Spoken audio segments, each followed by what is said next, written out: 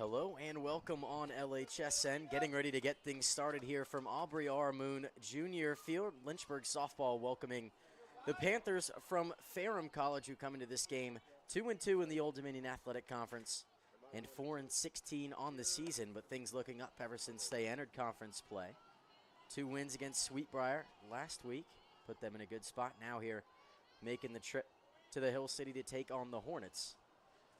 Gives us an opportunity to run through the starting lineup on either side. First for the visitors from Ferrum. Leading off at the plate right now, number 5, Brianna Weaver, then Lexi Bennett, Brianna Michaels, Macy Moore. Then it'll be Emily Hopper, Riley Young, Carson Hogston, Wynema Thomas, Leanna Bartrug, and then in the circle for them will be Wynema Thomas, Erica Tresh, flex player, playing third. Will not see an at-bat at least to this point. Kaylee Dorsis gets a swing through and a strike 3 for out number 1 here in the top of the first. A positive start for one of the best pitchers in the conference.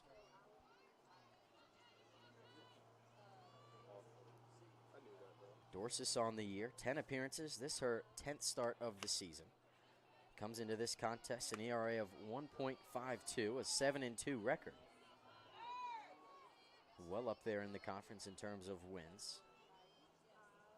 Lynchburg enters this contest 14-4, still undefeated in the conference. Only those 2 games against Sweetbriar have counted for them to this point. 11-1 at home, and they'll look to extend that today. They're kind of in a weird spot of their schedule. They'll play 2 games today against Ferrum and then 2 here back on Moon Field against Bridgewater tomorrow.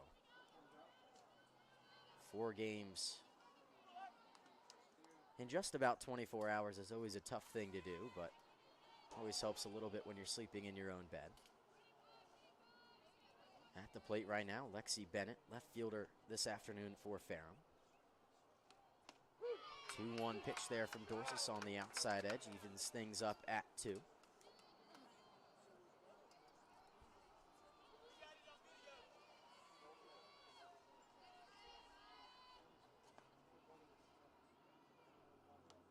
Two fouled straight back into the netting. Bennett on the year. It is just her 7th appearance of the season, but also her 7th start. 11 at-bats on the year, 4 hits, 3 runs. Bloops this one up. Addison Walter in the area and under it to make the catch for out number 2. Checking out the defense here for the Hornets. Dorsis in the circle, Hudnall behind the plate, Madison Barnes at first, Sarah Watts at second, Jessica Strickland at short, Addison Walter at third. And then from left to right in the outfield, Taliamptua, Hackett, and Powell.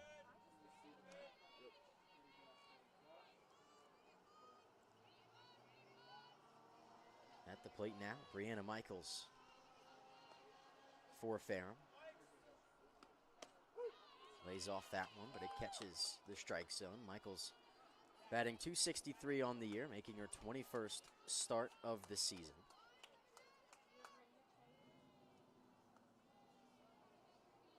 Only has 1 extra base hit on the season. Obviously that slap style doing a little bit of a number on that area of her game, but either way, able to put the ball in play, infield in just a little bit. 2-1 pitch from Dorsis inside. Michaels lays off, brings that count to 3-1.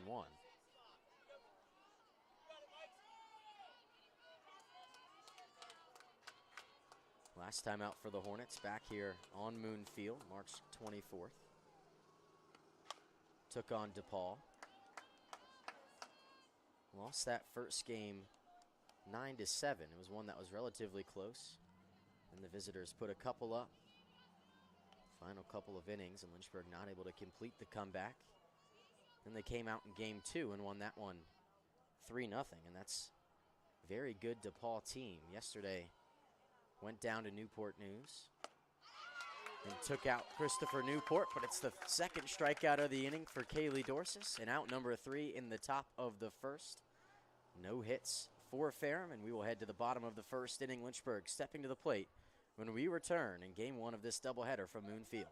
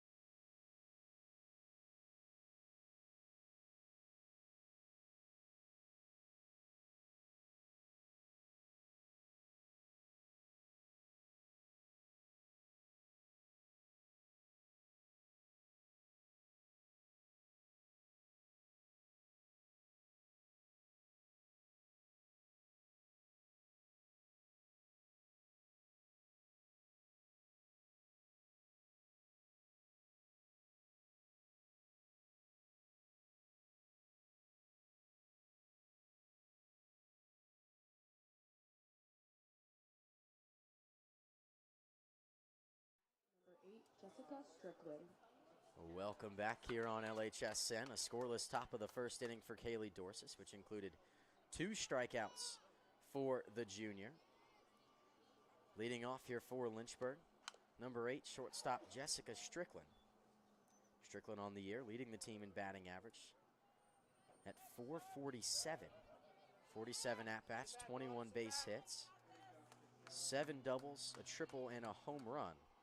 With those 21 hits, only 9 RBIs, but obviously at the top of the order, it's a little bit more difficult to get those RBI opportunities.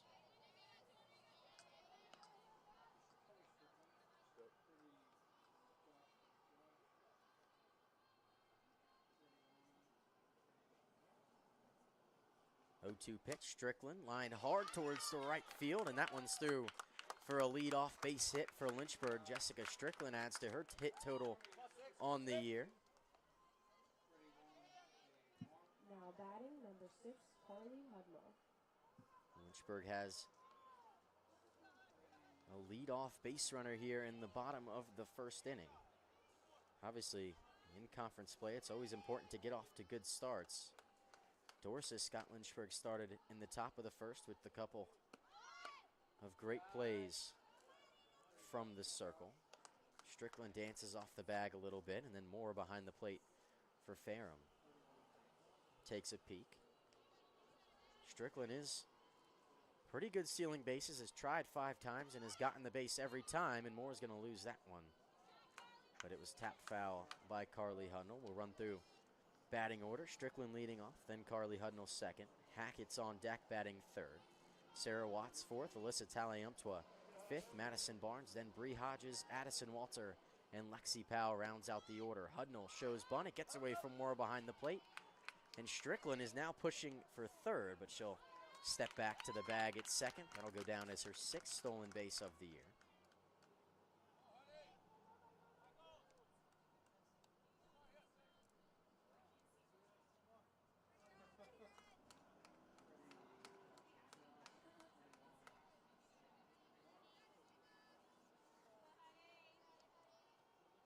Strickland in the head of the catcher there. Hudnall takes one on the outside edge.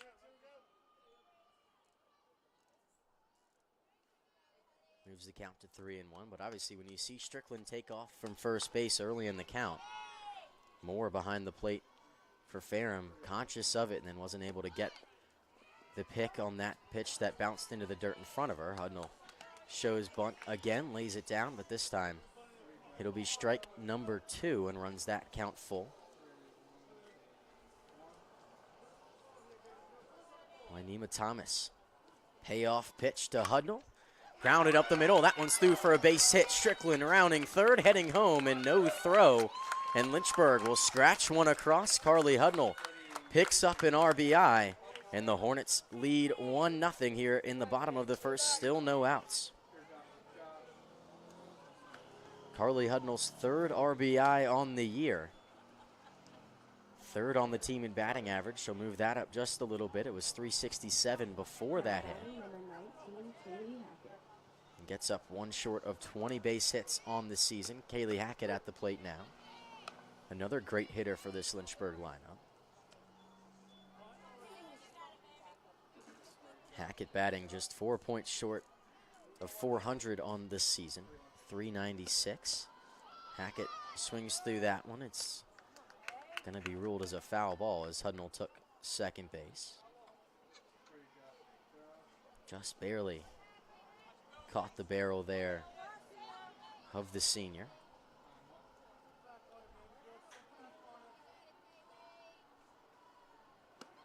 Here's one. Hit out towards right field. Moving in is the right fielder Hogston, and she'll make the catch for the first out here in the bottom of the first inning. Hackett got that one a little bit off the end of the bat. The wind is also helping it move a little bit that way, maybe not helping it carry.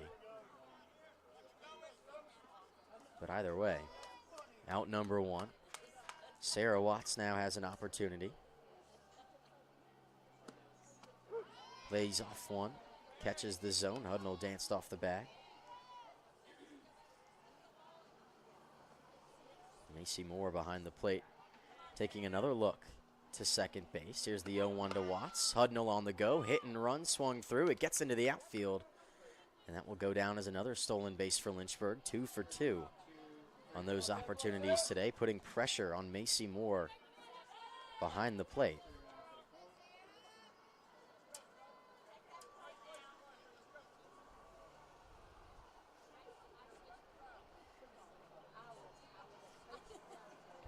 Oh, 0-2 pitch to Sarah Watts. Inside, in on the hands, bounces in front of the first baseman. Watts trying to beat it out.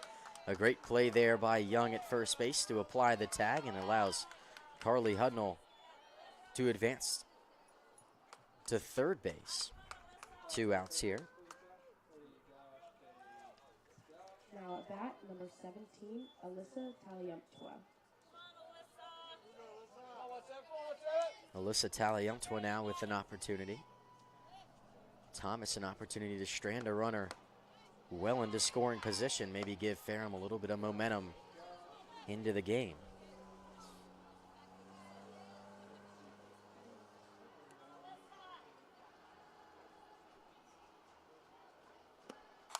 That one grounded towards first. Trying to get to the bag first, and doing so was the first baseman Young, and that will do it for the bottom of the first inning. 1 run comes across, and then Ferrum locks in defensively. Strands a runner on third base, and we'll head to the top of the second inning. 1-0 is our score.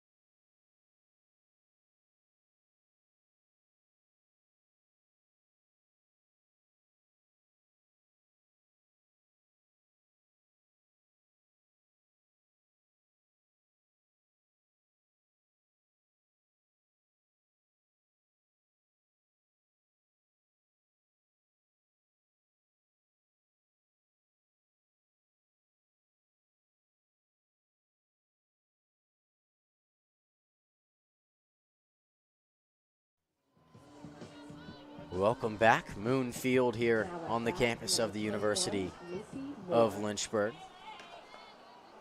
Catcher Macy Moore at the plate now for Ferrum.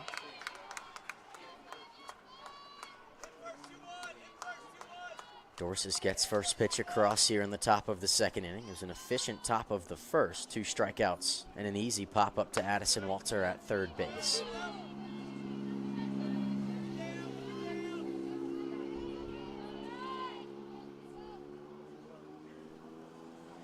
One is the count. Here's that pitch home. Moore lays off of a pitch in near her knees, and that one will go for ball 2.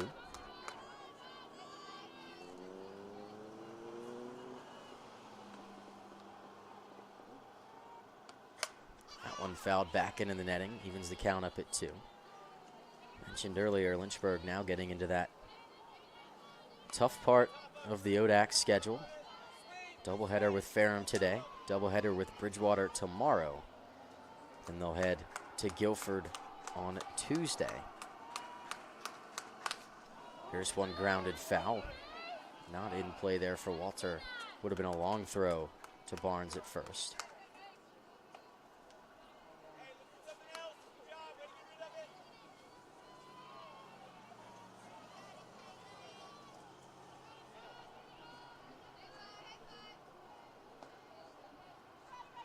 Two-two pitch.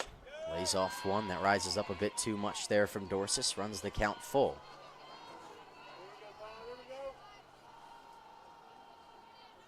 Moore, the best hitter on this Ferrum side, batting .315. An opportunity here. The payoff pitch from Dorsis ripped.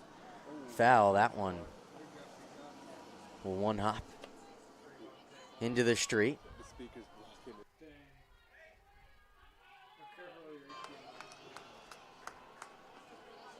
Payoff pitch once more. That one misses low and away, and Macy Moore earns herself a trip to first base. Just her 3rd walk of the season, but a great at-bat.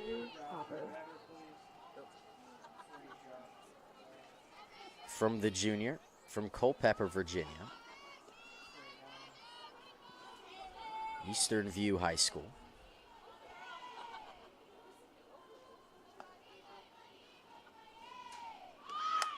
Bunt laid down, popped up, Walter catches. No play back at first base. It was Sarah Watts covering the bag, but a great play there from the senior 3rd baseman, Walter, to get the first out here in the top of the 2nd inning. Emily Hopper not able to lay that bunt down. Always tough when you go to lay down a bunt just trying to move the runner and maybe manufacture a run, and that's the outcome of it. Now Riley Young at the plate for the Panthers. Riley Young on the season, batting just .170. With the 0-1 pitch, off speed, catches the zone there.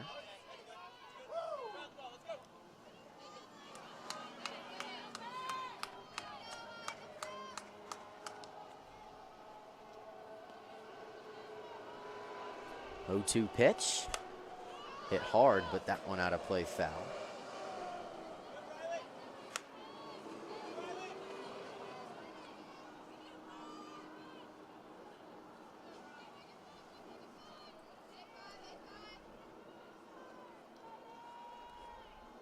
.02 once more.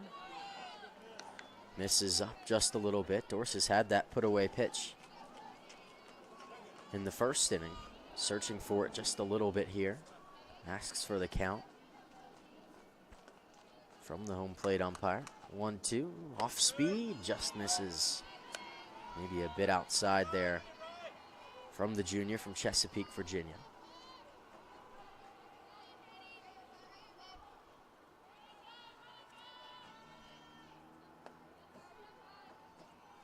Two-two pitch. This one popped up, foul ground, and no one could get to it. Hudnall was the closest, but would have had to be an incredible defensive play to bring that one in. Riley Young at the plate, a freshman from Roanoke, Virginia. In her short career thus far for the Panthers, trying to find her footing at the plate, takes one up and in. And after falling behind 0-2, runs the count full. 2nd straight at bat that Dorsis has gotten ahead and struggled to find that put away pitch. Here's the payoff pitch now, swung through. Strike 3 there. Young goes down swinging. Dorsis' 3rd strikeout of the game. 2nd out here in the top of the 2nd. Now Carson Hogston will step to the plate. Number 18, the right fielder today for the Panthers. Sophomore batting from the left side.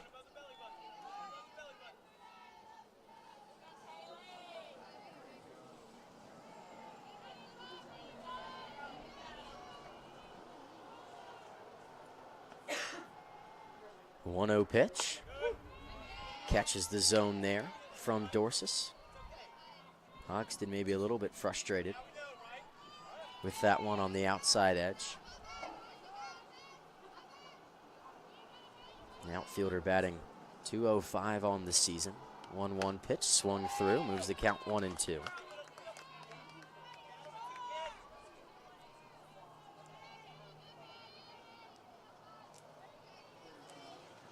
It's been a lineup for Ferrum that has struggled just a little bit to find barrels. As that one dots the outside edge. And it's strikeout number 4 and out number 3 here in the top of the second inning. Lynchburg gives up a base runner, but they'll head to the bottom of the second with a 1-0 lead here from Moon Field on LHSN.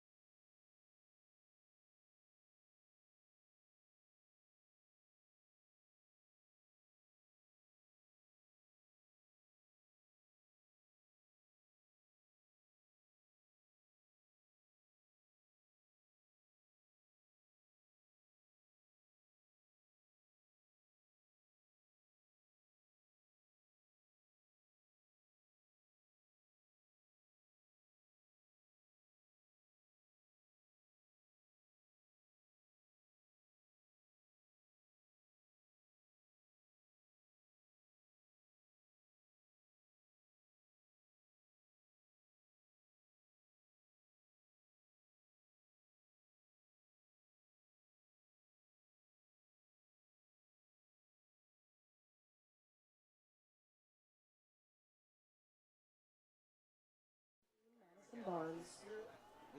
Welcome back, Lynchburg, Virginia. Well, softball's been going on for quite some time. Major League Baseball having their opening day. A couple of games getting ready to start here in just about an hour.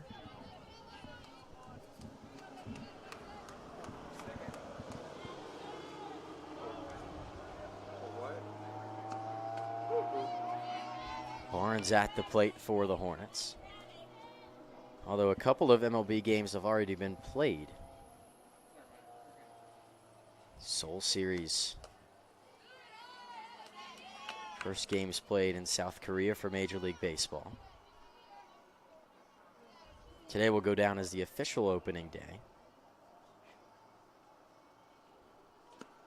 3-1 inside to Barnes. Thomas can't locate it there in the strike zone, and it's another leadoff base runner here for Lynchburg.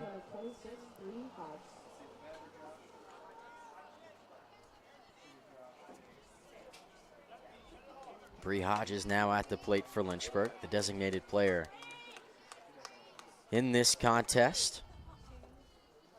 First pitch from Thomas, catches the bottom part of the strike zone for strike number 1. Hodges, senior from Roanoke, Virginia. On the year, batting .263, and fouls that one back as it catches the top of the netting and goes out of play. Hodges getting her 7th start of the season. 19 at-bats, 5 hits. Pretty good for that average. 0-2 popped up in the air, shallow right field, maybe in foul ground. First baseman over, and a great over-the-head catch from Young over there in foul territory. We'll give the Panthers their first out here in the bottom of the second inning.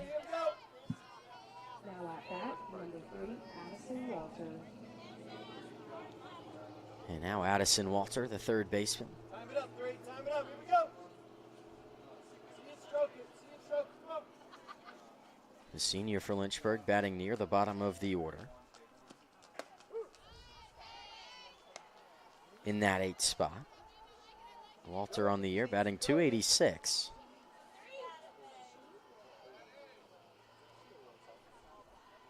Oh, 1 pitch.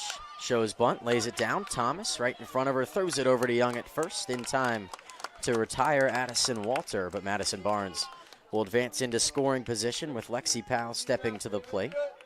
Sacrifice bunt there for the third baseman. Now at bat, number 10, Lexi Powell.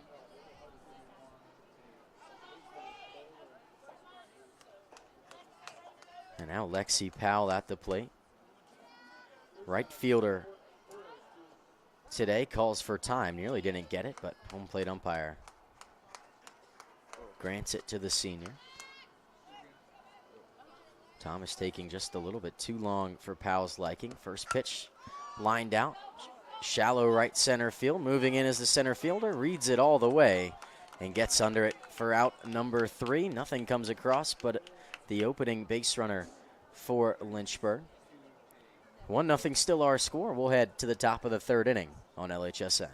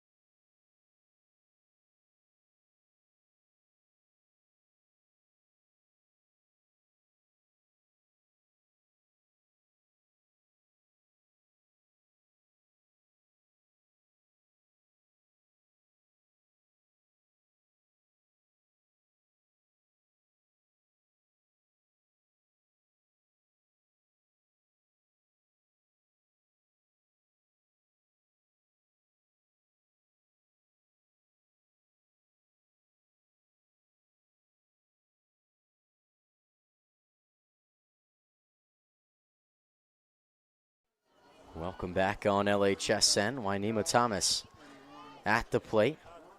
Has done a good job in the circle thus far for Ferrum. Just that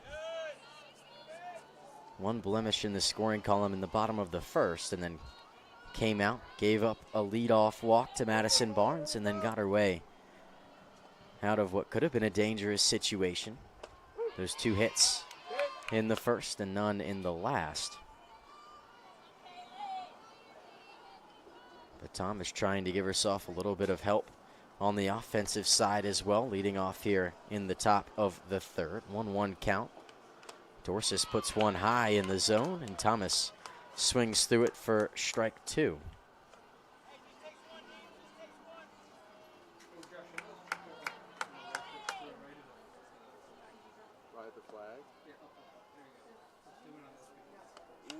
That one fouled right back our way into the netting. Always beautiful place to watch some softball here. University of Lynchburg in this bowl type feeling at Moon Field. Dorsis gets strike number 3 as a couple of fans of the Hornets are finding their way Now at bat, along the railing behind center field. Dorsis, another strikeout in this contest. 5 of them already through just 7 outs. Gets another one to swing through. Leanna Bartrug.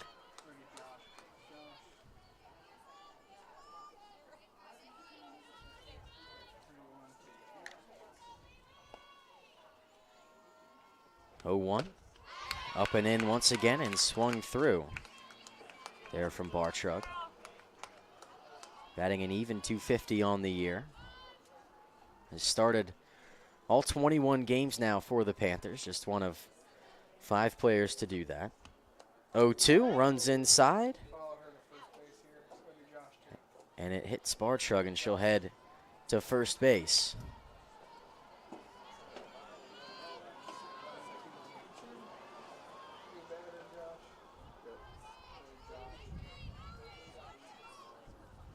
Dorsis was comfortable going up and in on the batter there for Ferrum, and then maybe just got a little bit wayward with that last pitch, trying to jam the right-handed hitter. But either way, 1 out base runner and a bunt laid back into the netting.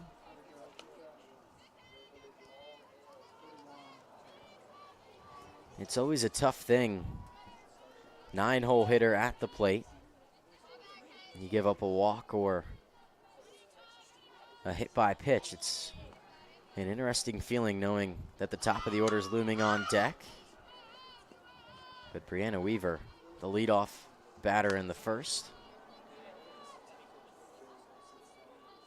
trying to lay down 2 bunts and has fouled them both back into the netting. She's behind 0-2. Just trying to advance the runner, but now probably has the green light to swing freely. Here's the 0-2. That one slapped down the line and slices foul.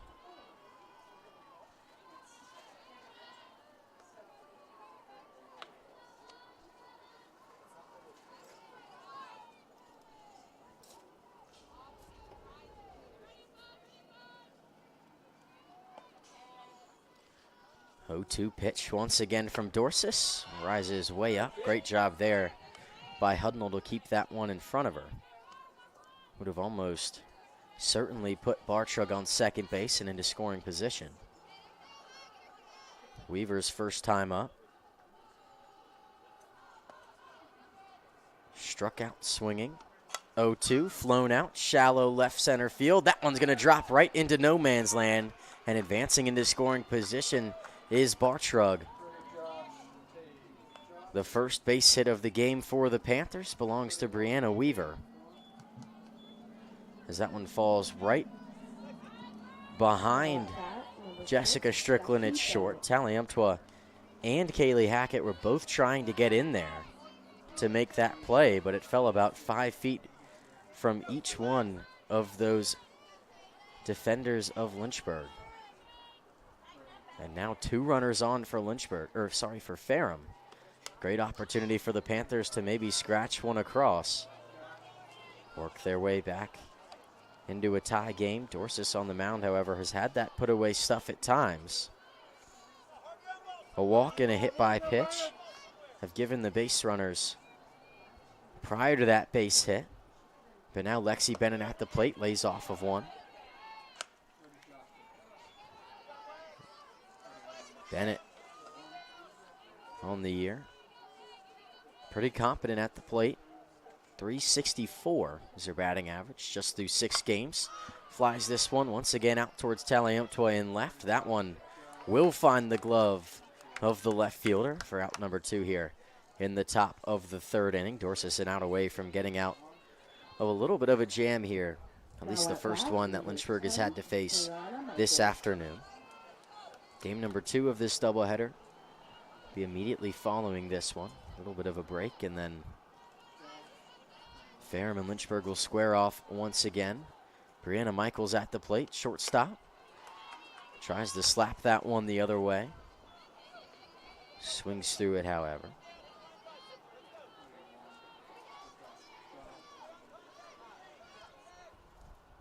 Home plate umpire calls for time. Will take their time to dust off home plate. Maybe saying there might be a play here. 0-1. Laid off there from Bennett. From Michaels. That one misses.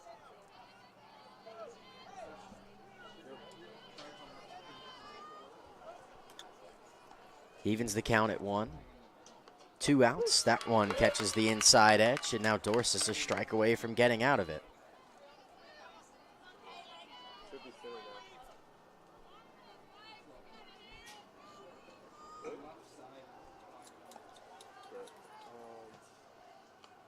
Here's one, chopped towards Strickland. Long throw to first in time. Great stretch from Barnes to make the play, and that's out number 3. Ferrum strands 2 runners, and Lynchburg will head to the bottom of the 3rd with a 1-0 lead. You are watching Lynchburg softball on LHSN.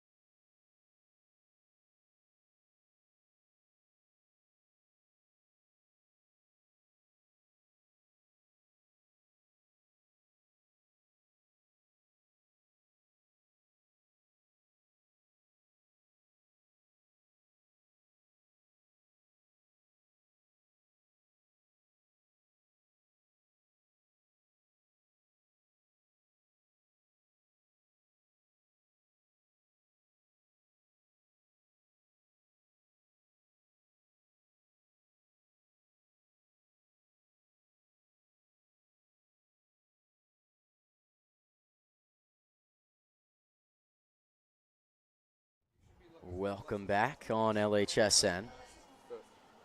1-0 lead here for the Hornets as we head into the bottom half of the third inning. That one run coming across in the first as Jessica Strickland takes a big hack at one that she swings through. Wynema Thomas has done a great job in the circle the last couple of innings to find her footing. But everything started in that first inning with a Jessica Strickland base hit. Found that gap in between the first and second baseman. 1-1 pitch, misses well outside. Ferrum now playing a little bit bigger of a shift than what they were earlier. Second baseman standing nearly on the grass. Has now taken a couple steps towards second base, taking away what was a massive gap up the middle.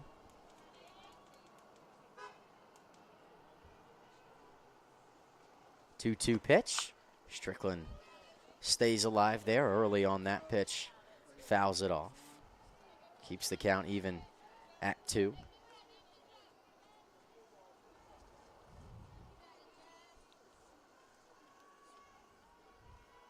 Pitch from Thomas. Fouled back once again.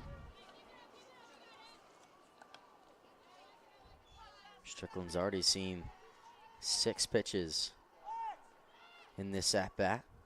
Fouled that one off to keep the count even at 2. Swings through that one, strike 3. Strickland goes down swinging, and Wynema Thomas picks up her first strikeout of the game. And in a great spot to do it. Striking out that leadoff batter, the top of the order. And someone who has hurt a lot of teams this year at the plate. As Strickland goes down swinging, but it's Carly Hudnall's opportunity to step to the plate, has the lone RBI of the day. Grounded one back up the middle for a base hit. That brought Jessica Strickland in to score from second base. 1-0, catches the outside edge, evens it up at 1.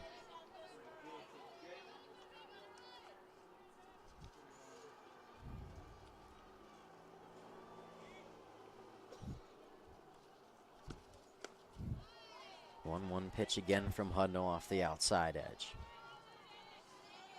If you're Thomas, you're very comfortable pitching Hudnall towards the outside of that zone. Takes away a little bit of the opportunity for Hudnall to try and slap one with any bit of power. The count runs 3-1. Hudnall doing a good job to lay off. 3-1 from Thomas. In the dirt, ball 4. And Lynchburg has a 1-out base runner, courtesy of Carly Hudnall's walk.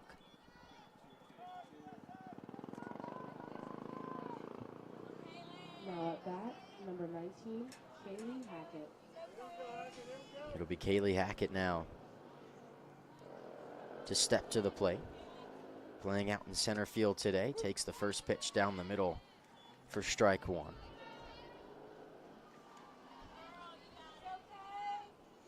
Hackett on the year, batting .396.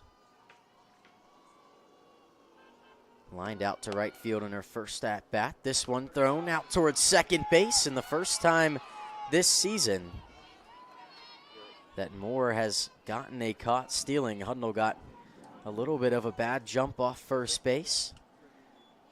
And obviously that was something that Lynchburg was going to try their best to do, was put pressure on Macy Moore behind the plate. And after a couple of opportunities, she puts one right on the money. And the tag was applied at second base for out number 2. And now Lynchburg down to their final strike here in the bottom of the third. As the wind is picked up just a little bit, blowing almost straight out towards center field. Maybe a little bit helping to the right. Hackett swings through an off-speed pitch out of the zone. Wynema Thomas feeling good in the circle for Ferrum. They'll get the bats back up to the plate when we return in a 1-0 game on LHSN.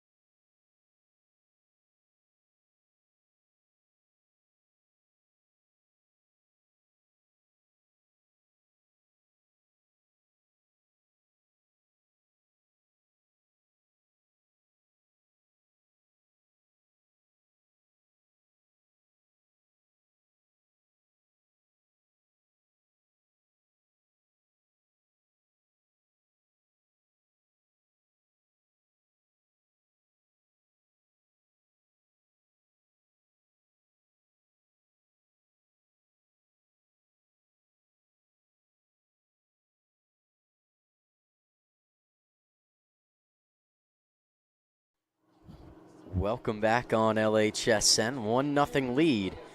The Hornets on top. That one run coming in the bottom of the first inning. Now at bat, number And since 21, then, they haven't Macy gotten Moore. much to go on the offensive side of the ball. But leading off, Macy Moore, who just had that great throw from behind the plate to get Carly Hudnall out at second. First time this season she's thrown someone out attempting to steal a bag. Maybe a little bit of momentum here for Ferrum as they've gotten through the last 2 innings clean. They got 2 base runners in the top of the third, but not able to get one across. And now the 4-hole hitter with an opportunity. 1-1 is the count. Moore takes one on the inside edge for strike number 2.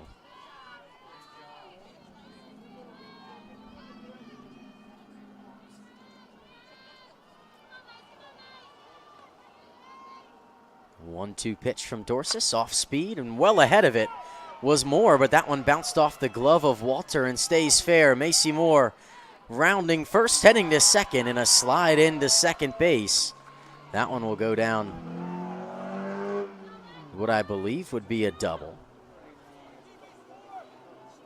It was hit very hard over towards Walter at third base, and it looked like it might have gone foul had she left it, but got a glove on it right above the bag, and it bounced into foul territory. And from there, Macy Moore had all sorts of time to round first and slide into second with a leadoff double. Big hack there. Emily Hopper fouls it back into the netting.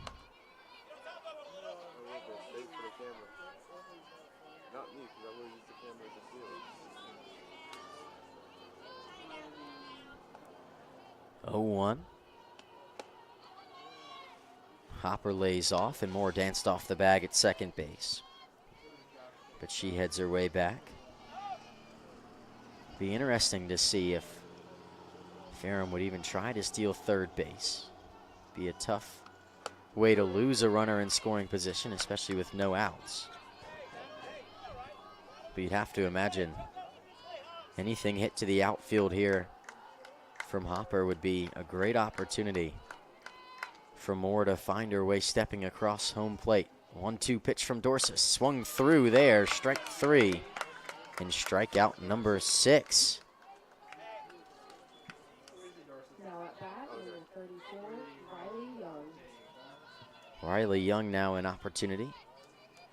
First baseman in this contest. First time she'll step up to the plate with a runner in scoring position.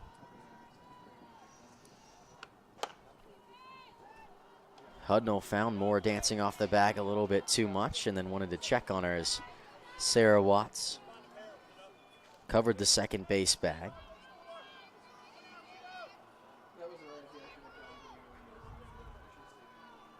Now wind blowing firmly out towards center as Young lays off that one on the inside edge, and the count evens up at 1.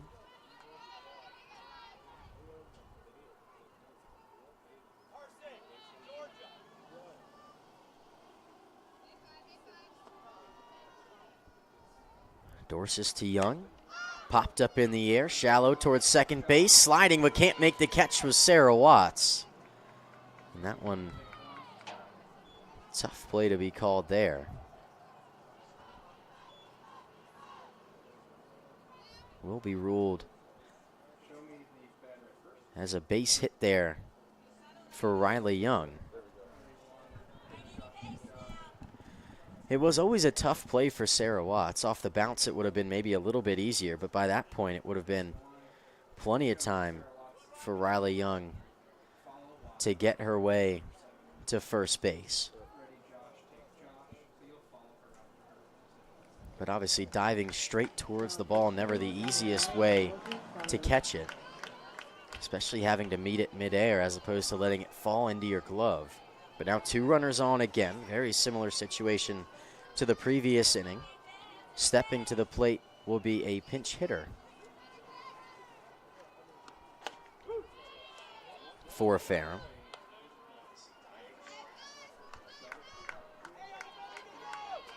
I believe it will be number 9, Georgia Carter, Has now appeared in 15 games on this season, batting .364 with 22 at-bats. So very capable bat at the plate here, coming off of the bench for the Panthers. But she's quickly behind 0-2 to Dorsis. Here's that pitch home. Carter lays off of a pitch that rises a bit too much.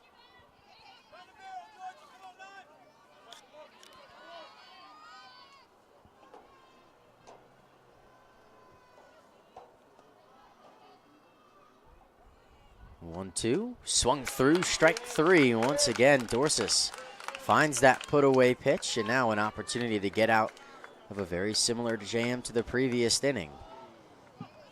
Now batting number 24, Wynema Thomas. As Wynema Thomas gets an opportunity at the plate, a runner in scoring position, struck out last time up and swings through that one to fall behind 0-1. Dorsis has done a good job of getting ahead in counts, but has struggled at times to find the put-away pitch, which is a crazy thing to say considering she has 7 strikeouts.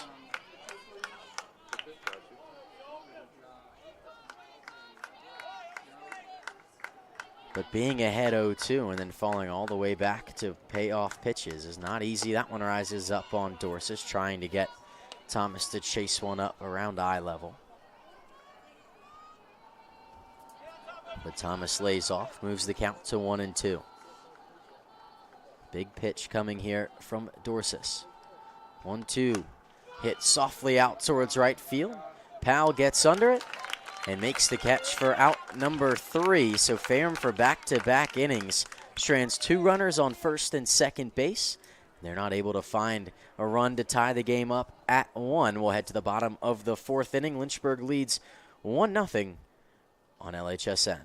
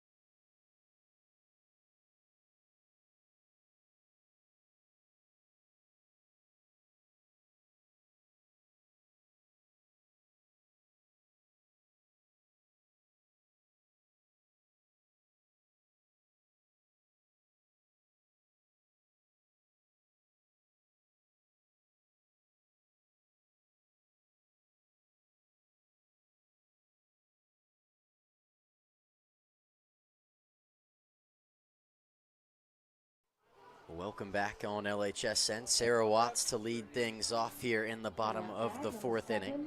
Sarah Watts.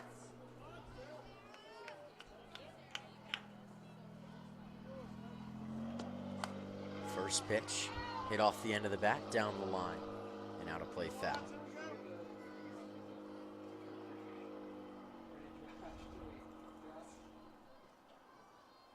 Faculty and staff appreciation day here at Moon Field for Lynchburg softball. A lot of staff here in attendance to take part in what should be a very exciting day of softball here. We've got a great game going, but it's always great to appreciate the staff here at the University of Lynchburg. They do an incredible job, really make you feel like they genuinely care about your success, which is always said around other universities, but I always think it's a little bit more life-changing here at Lynchburg.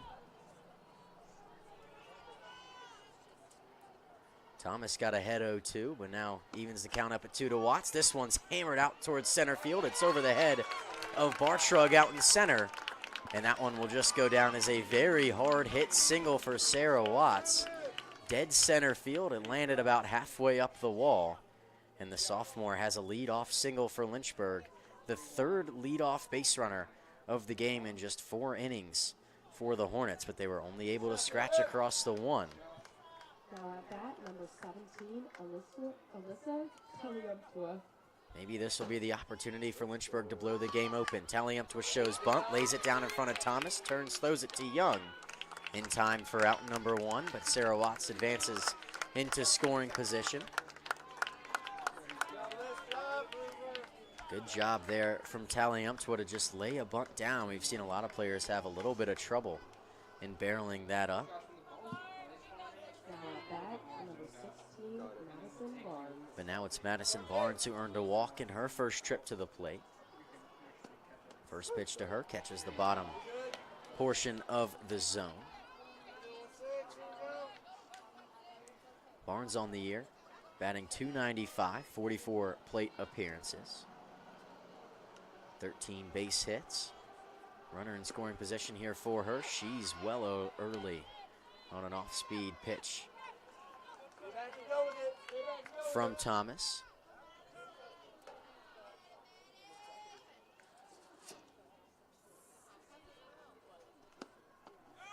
Oh, 2 outside edge. Looked like it might have dotted the corner of the strike zone for Wynema Thomas, but either way, a good frame from Moore behind the plate gets them just ball one in this at-bat. 1-2 pitch from Thomas, swung through, strike 3, and Thomas starting to feel a little bit more comfortable at the plate. You give up the leadoff single, and then Watts advances on a sacrifice bunt, but you get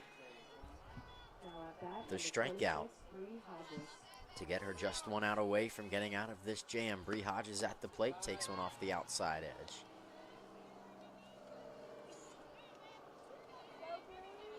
Hodges, the designated player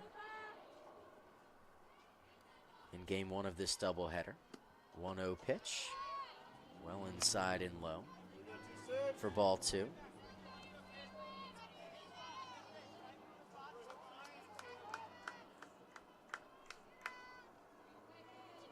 Here's the 2-0. Off the end of the bat, flown out shallow left field, but moving in and making the catch is Bennett for out number 3. So Watts leads things off with the single. She advances into scoring position, but neither Hodges or Barnes could move the runner any further than that. Still a 1-0 lead for the Hornets. We'll head to the top of the 5th.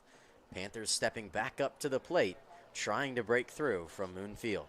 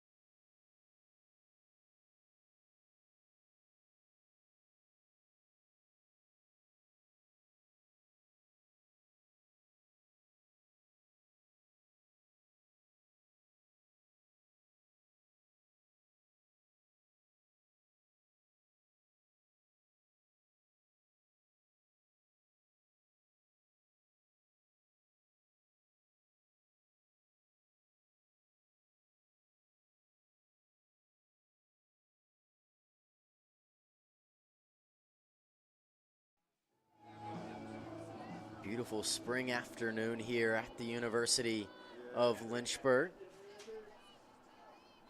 Trees in full bloom here down the left field line at Moon Field.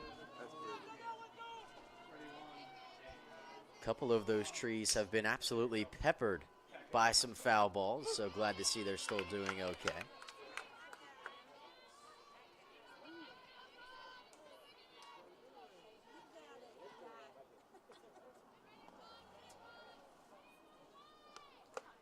At the plate now for Ferrum, center fielder Leanna Bartrug.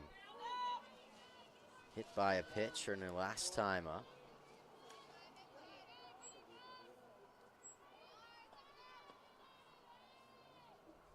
Behind 0-2, swings through that one and goes down on 3 strikes. Kaylee Dorsis picks up yet another strikeout.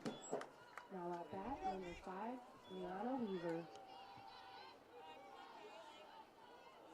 It's her 8th strikeout of the contest. Brianna Weaver now at the plate. One out here in the top of the 5th. Slaps that one the other way towards those beautiful trees that we just saw.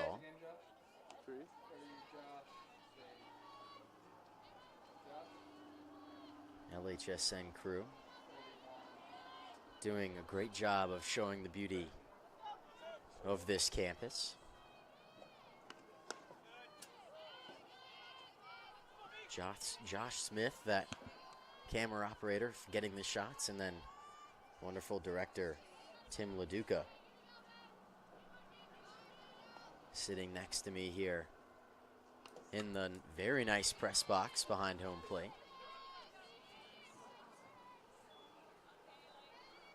Weaver behind 1 and 2 to Dorsis, who already has 8 strikeouts and now a strike away from getting yet another one.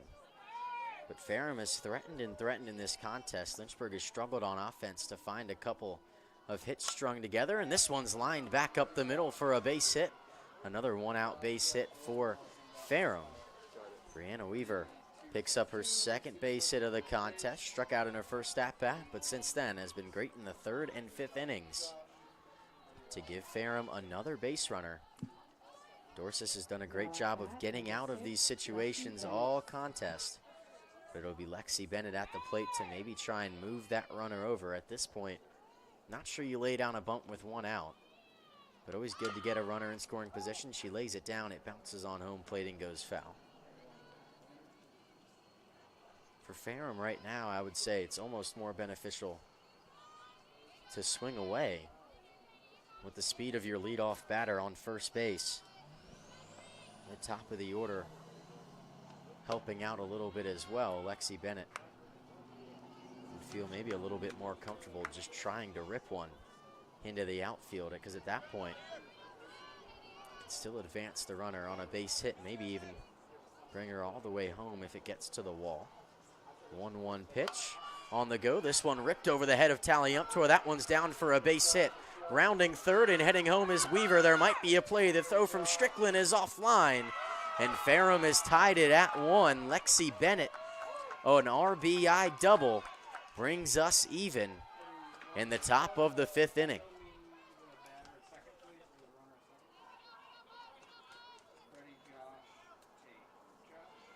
And I bet Lexi Bennett feeling very comfortable being able to swing freely on that one and not worried about laying down the bunt. Did exactly what I thought she would try her best to do. And Taliumptor, who was playing shallow, just had that ball carry a little bit over her head. And then once that first hesitation step inwards, there was nothing she could do but get it in quickly. And honestly, did a good job to keep Bennett only on second base, as she was about halfway to third when that throw was in the hands of Carly Hudnall behind the plate. But now even at 1. First time one of these teams has gotten a timely hit since the bottom of the 1st. Brianna Michaels lays down a bunt into foul territory. She's behind 0-2.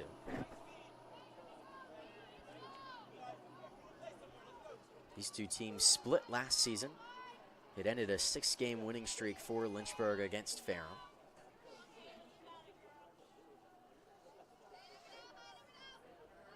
The only sweep of the season to this point for the Panthers was Sweetbriar, as Dorsis puts one on the outside edge, but it just misses.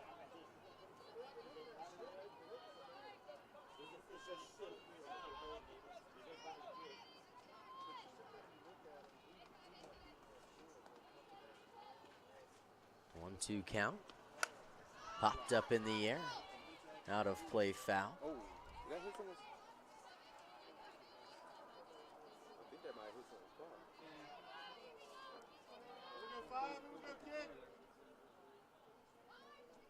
Ferrum, just those 4 wins on the season. 1 against Mary Baldwin, 1 against Greensboro, Hold on. and a 4-3 contest.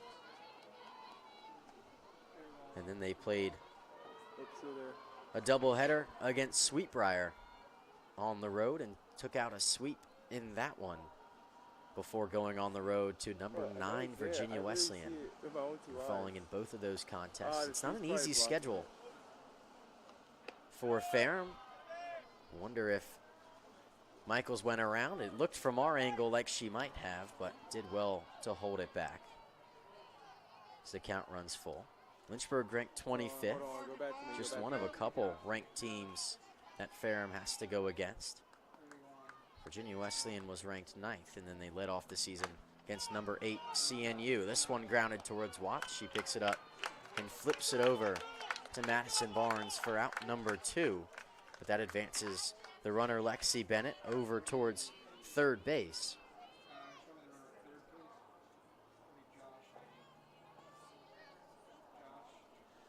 And now Bennett just a base away from maybe giving the lead, and it's Macy Moore behind the plate who had that great caught stealing throw from behind home plate to second base that really gave the momentum back to the Panthers. It felt like Lynchburg had every opportunity to blow this game open. Only 3 base hits, but a leadoff base runner in 3 of their 4 innings at the plate.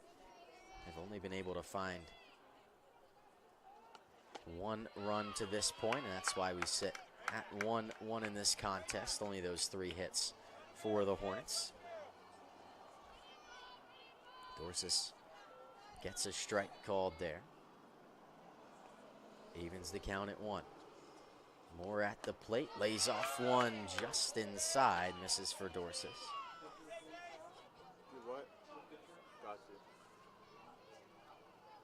It's always tough for Dorsis. 8 strikeouts in this contest and has done a great job in the circle.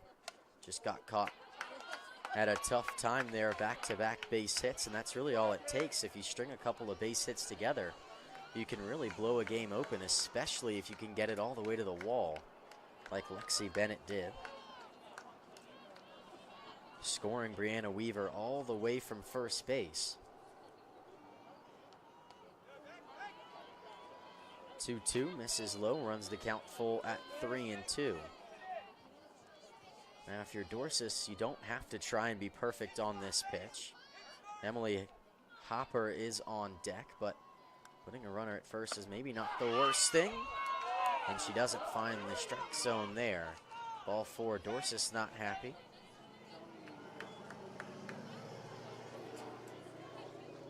Head coach Dawn Smith asking where the location of that pitch was, and it looks like it's very close to the top corner of the strike zone, and there were a couple of pitches there where Dorsis located it where she wanted to, but did not get the call. But either way, mentioned it before that final pitch, it's maybe not the worst thing to put that runner at first base.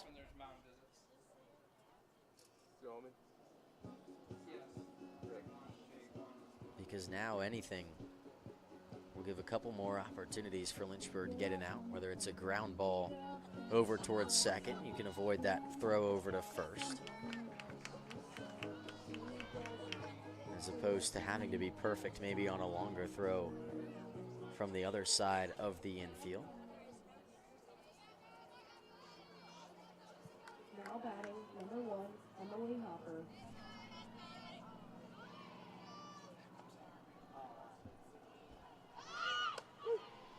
Hopper at the plate. They tried maybe a little bit of a delayed double steal there, but Carly Hudnall was all over it. Macy Moore at first base. Danced off the bag and then put a little bit of pressure on Hudnall to make the throw, but I think what gave it away was Lexi Bennett moving off of third, as a big swing and a miss there from Emily Hopper.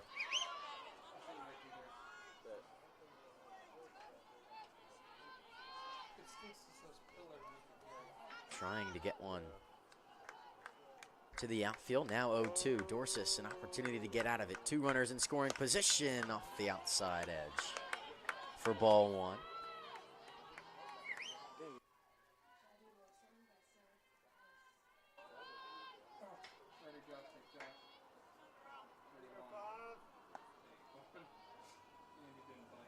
One-two pitch. Swung through, strike 3. And Dorsis gets out of it, but Lexi Bennett gets the double over the head of Alyssa Taliamptua. And coming in to score was Brianna Weaver, and now we are even at 1 as we head to the bottom of the 5th inning here at the University of Lynchburg.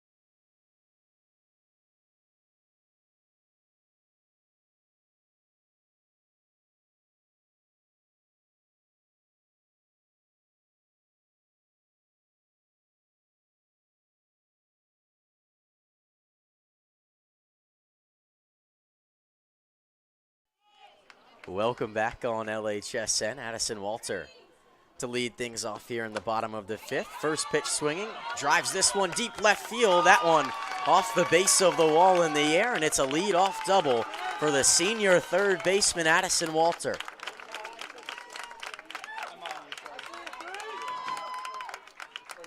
Talk about a response from the Hornets. Walter immediately comes out. First pitch that she gets. Now at bat. Absolutely rips it over the the left fielder's head for a leadoff double. Now Lexi Powell fouls that one off.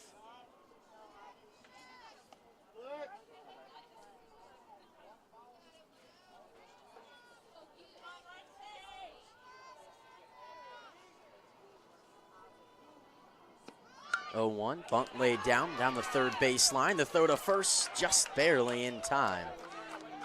But a great job there for the sacrifice bunt for Lexi Powell to move Addison Walter ever so close to making her way home. Strickland was at the plate, but it looks like we're going to get a pinch hitter, which means Strickland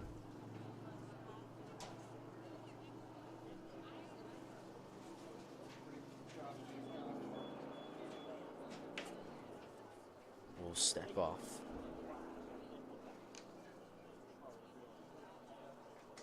Stepping into the contest to take the at-bat for Jessica Strickland will be Alex DiNardo, number 18.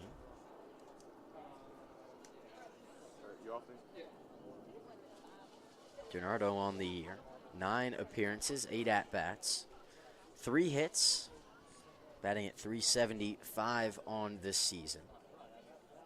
Also has 2 RBIs to go along with that. But at this point, you're not necessarily looking for a base hit. Anything flown to the outfield with any sort of pop to it will almost certainly give Addison Walter a chance to tag from third base. Now pinch hitting number 18, Alex DiNardo. DiNardo in a great opportunity to immediately respond to the Panthers' run in the top of the 5th. She takes that one for a ball. Anima Thomas, after that first blemish on the card to start the day in the bottom of the 1st, has looked nearly perfect. That one lined towards short, and a great play from Michaels to keep that one in her glove. It surely would have scored the run from third base. And also, Addison Walter did well to not step too far off the bag because Michaels was there to turn it back to third base had Walter been on the go towards home plate. But now 2 outs, Anima Thomas an opportunity to get out of it. It's Carly Hudnall at the plate. First throw home, popped up in the air, no man's land down the line, and that one drops for a base hit. Carly Hudnall picks up her second RBI of the game, and Addison Walter steps on home plate. Lynchburg leads 2-1.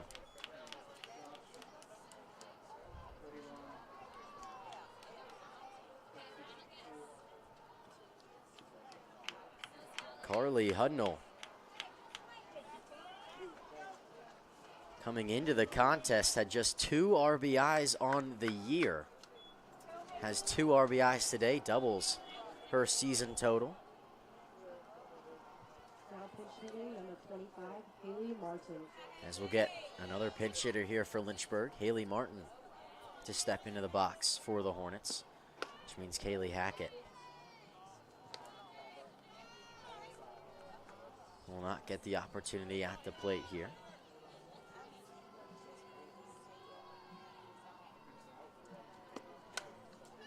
Martin lines one back.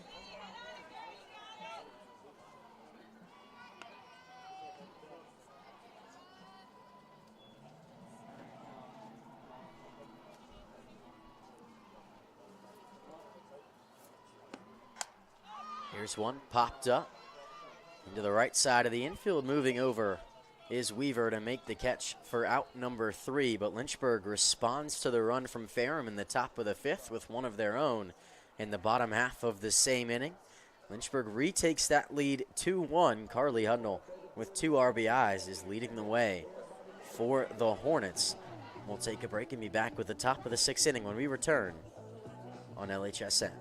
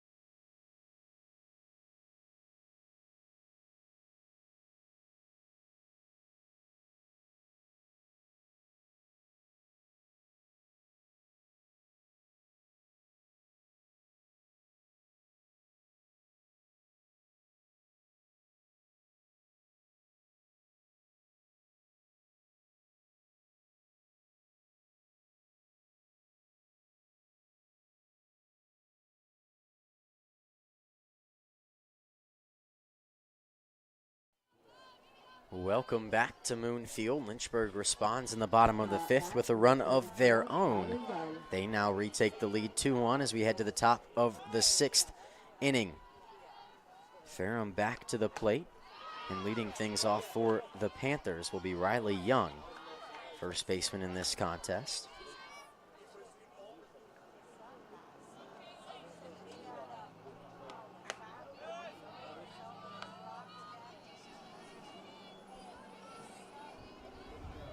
Young on the day, struck out swinging in the 2nd inning and then got a base hit in the 4th. Swings through that one to bring the count to 1-2.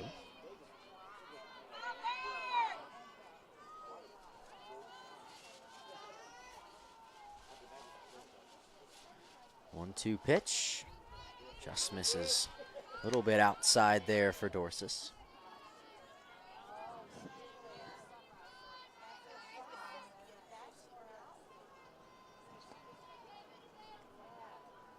2-2, line right back up the middle, and Dorsis got a glove on it but was unable to make the catch. That one will be a base hit for Riley Young. Her 2nd base hit of the day, and another leadoff base runner for the Panthers. As Carson Hogston will step back up to the plate.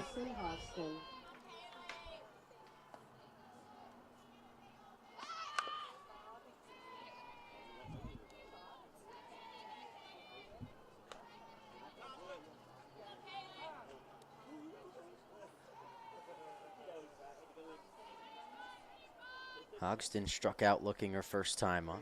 We'll get a bit of a break here.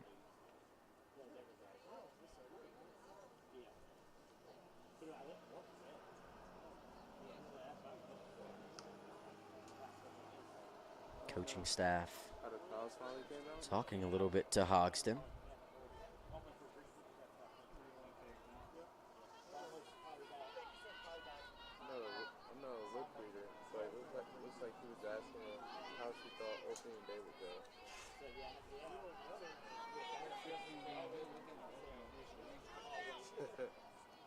No, MLB opening day.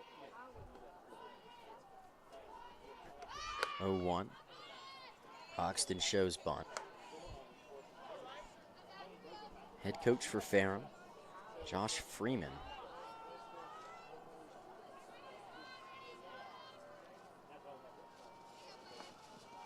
Was an assistant coach at CNU for a little bit.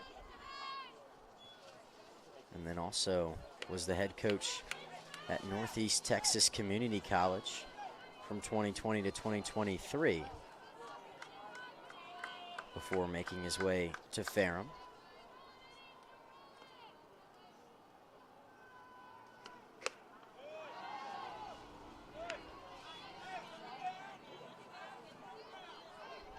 Interestingly enough, also coached at Virginia Wesleyan.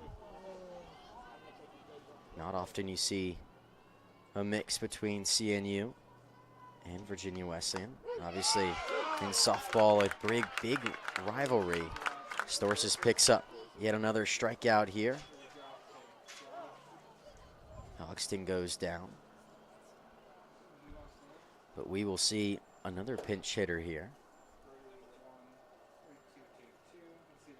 Looks like number 20, Autumn McMillan. Getting an opportunity at the plate.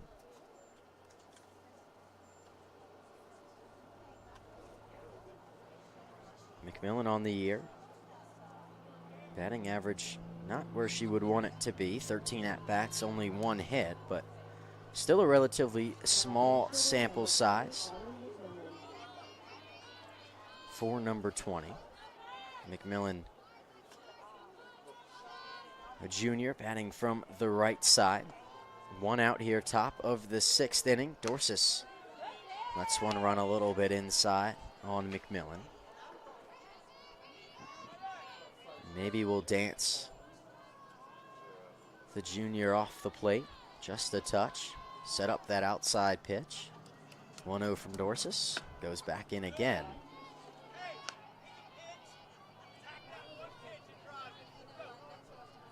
Gets into a hitter's count as Dorsis falls behind 2-0. Here's that pitch home on the outside edge once again.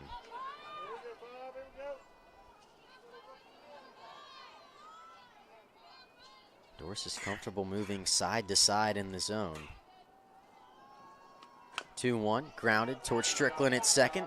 Flips it to Watts at second base, and then Madison Barnes, a great step to her right and a stretch to make the catch for out number 3. A double play for Lynchburg. McMillan grounded one to Strickland, and it was all defense from there. Lynchburg gets out of an uncomfortable situation. They'll head to the bottom of the 6th, a chance to add to their 1-run lead when we return on LHSN.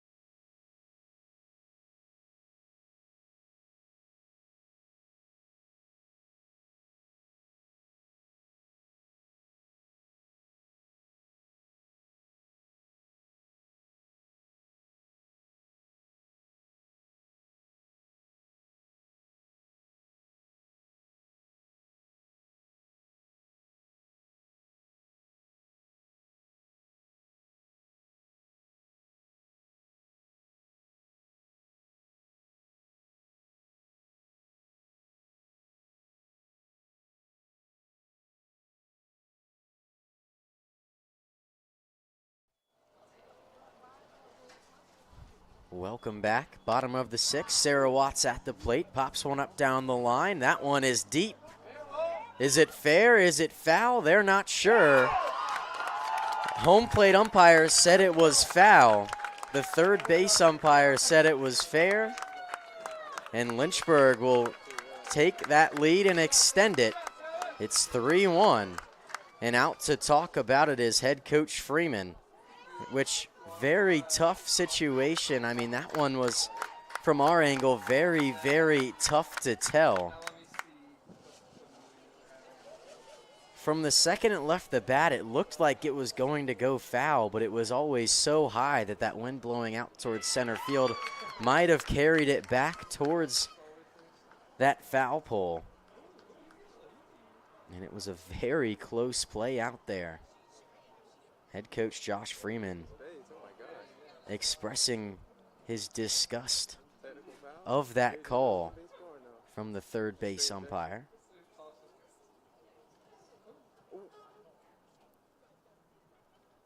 I will say, to side with Freeman just a little bit, there was a bit of a disagreement. And it's the third base umpire's call that ultimately sticks, but a very long hesitation before making that call. But either way, Sarah Watts launches one out of the park to extend that lead to 3-1. A very important insurance run for the Hornets. Sarah Watts has come accustomed to hitting balls over the fence here at Moon Field. Taliumptua swinging bunt, lays it down, but can't get to first base in time. That home run on the year would be Sarah Watts' 5th home run. Showing her power in that situation, and now we'll have another pinch hitter here for Lynchburg.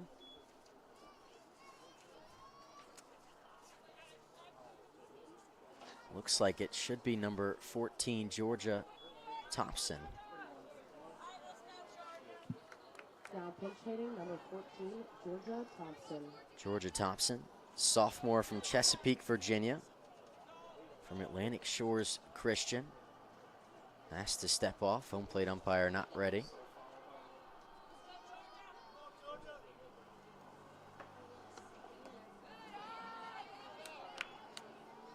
Thompson has gotten a little bit more playing time this year than last.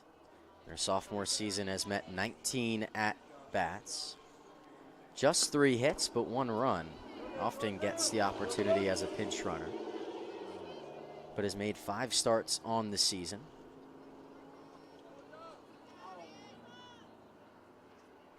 Utility player from Chesapeake lays off a 2-0 pitch on the outside edge and brings the count to 2-1.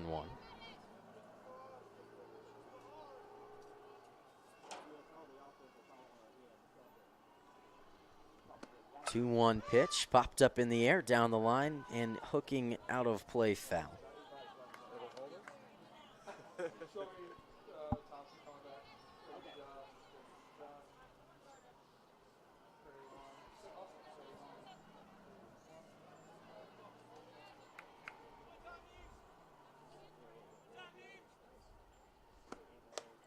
Thompson lays off of that one.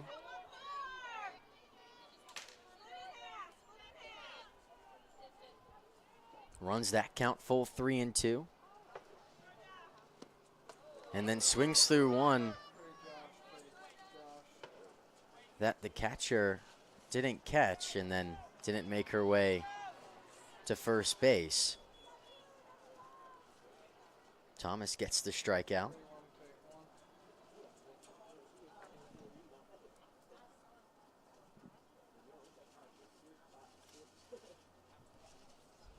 Now pinch hitting number 27, Abby Lockhart. Abby Lockhart getting an opportunity at the plate.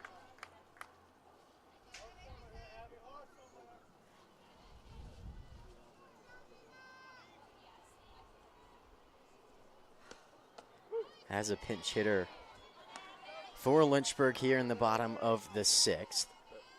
He got that very important insurance run, courtesy of Sarah Watts' home run over the left field foul pole.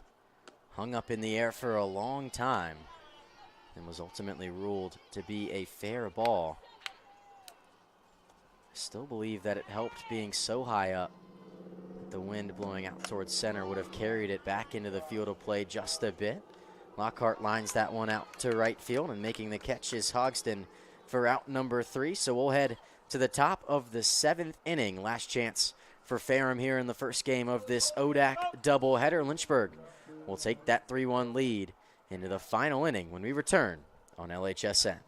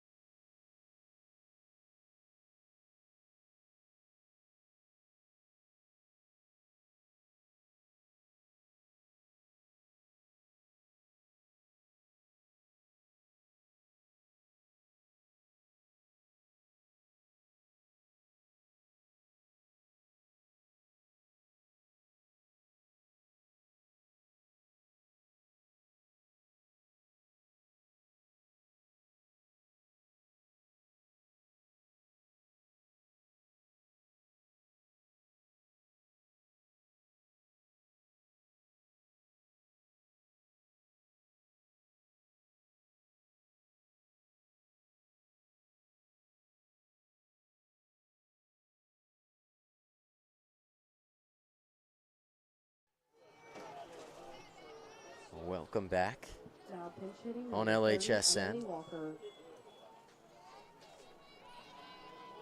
Final chance for Ferrum to come back in this contest.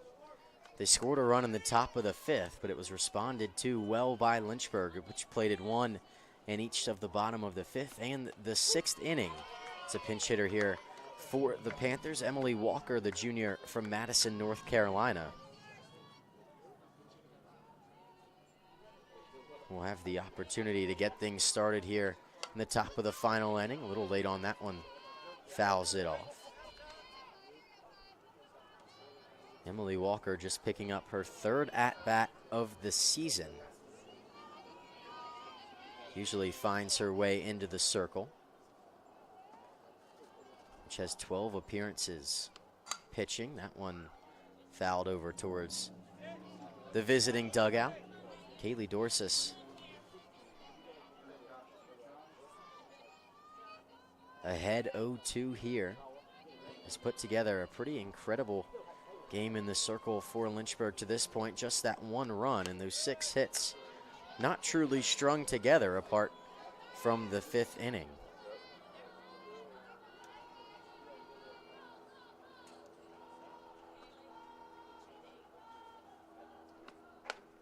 That one inside from Dorsis evens the count.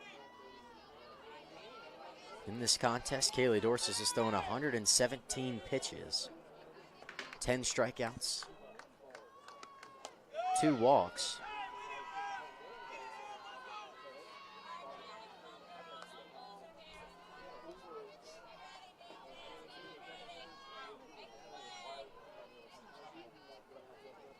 But after getting ahead 0-2, Walker fights her way back. Payoff pitch from Dorsis fouled back into the netting, and we'll see another one.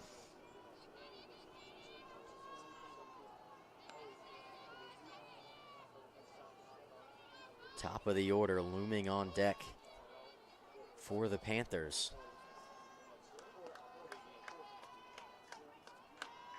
Payoff pitch, grounded softly towards Watts at second off the end of the bat, and she'll flip it to Madison Barnes at first for the first out here in the top of the 7th inning. It'll be Brianna Weaver with an opportunity now to step to the plate with that one out on the board.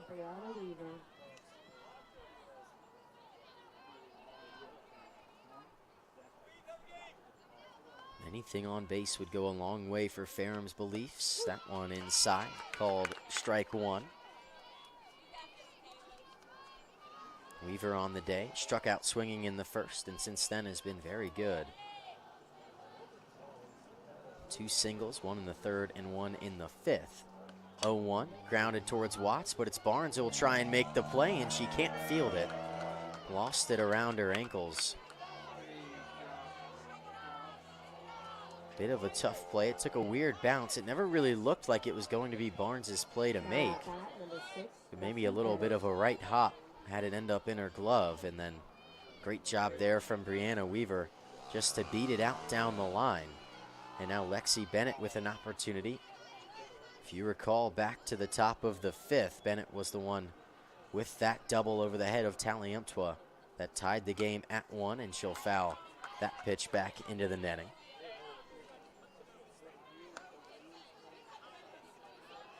Bennett has flown out twice in this one, but also has that very meaningful double, which really put Ferrum in a great spot, but also lit a fire into the bats of the Hornets.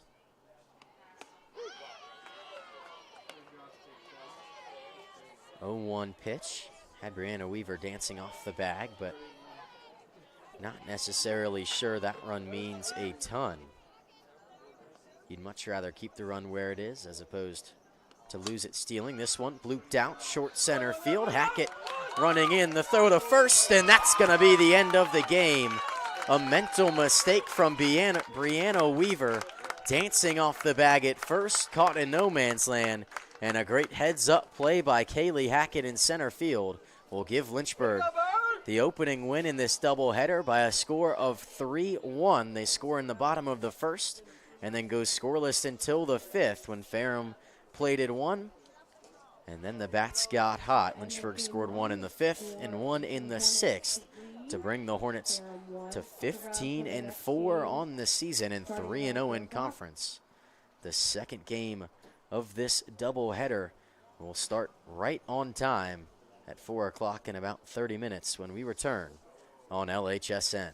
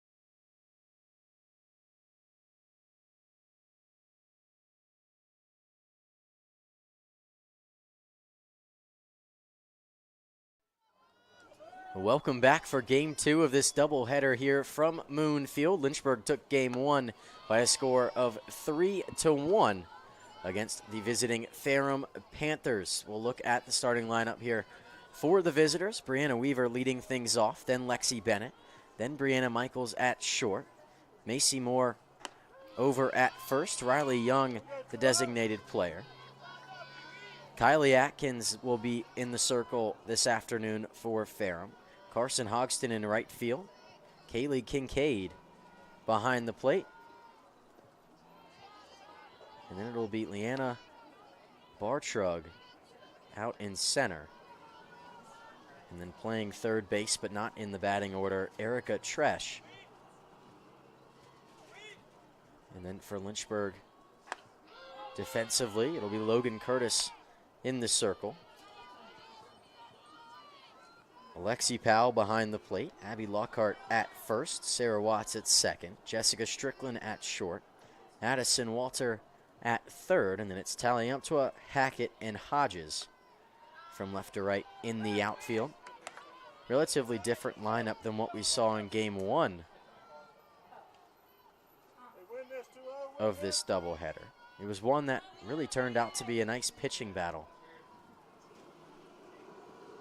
between the two teams, and this one lines softly back up the middle. Strickland can't handle it. It bounces right in front of her, and that one will most likely be ruled as the first base hit of the contest for Brianna Weaver, who, after striking out in her first at-bat of game number 1, has really caught a groove here with a couple of base hits, 3 for 4 in her last 4 plate appearances. Number 6, Lexi Bennett.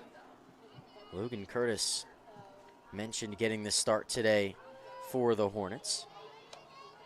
Curtis has started 3 games this year, this one being her 4th, a record of 2-1 and an ERA right at 1. That's through 21 innings thus far this season. That ERA, second best on the team, but Bree Carter owns the first. Curtis has had a little bit more experience this season than Carter has. But it's a pitching staff for Lynchburg that is very talented when you look up and down just their stats. It's Curtis ahead 0-2. This one off the end of the bat, lined out towards Taliamptua. It bounces right in front of her. And a 2 bases Now batting, taken shortstop number here to start 10, this game. Brianna Michaels. Brianna Weaver gets a base hit.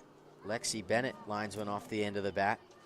Pulls that one over towards Taliamptua, and now it's runners on first and second.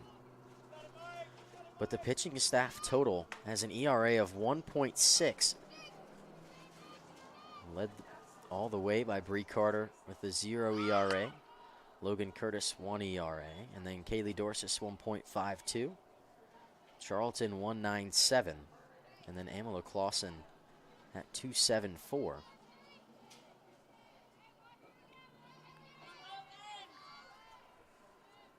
But Ferrum threatening early, something they did not do last contest. Got 2 runners in scoring position for a little while as this one's flown softly out towards Hackett, dead center field. Doesn't have to move much. And gloves that one for out number 1. Now batting, first base number 21, Macy Moore. Macy Moore now getting her first plate appearance of this second contest.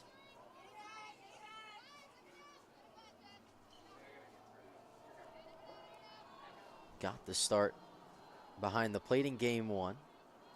Picked up her first caught stealing of the year in doing so.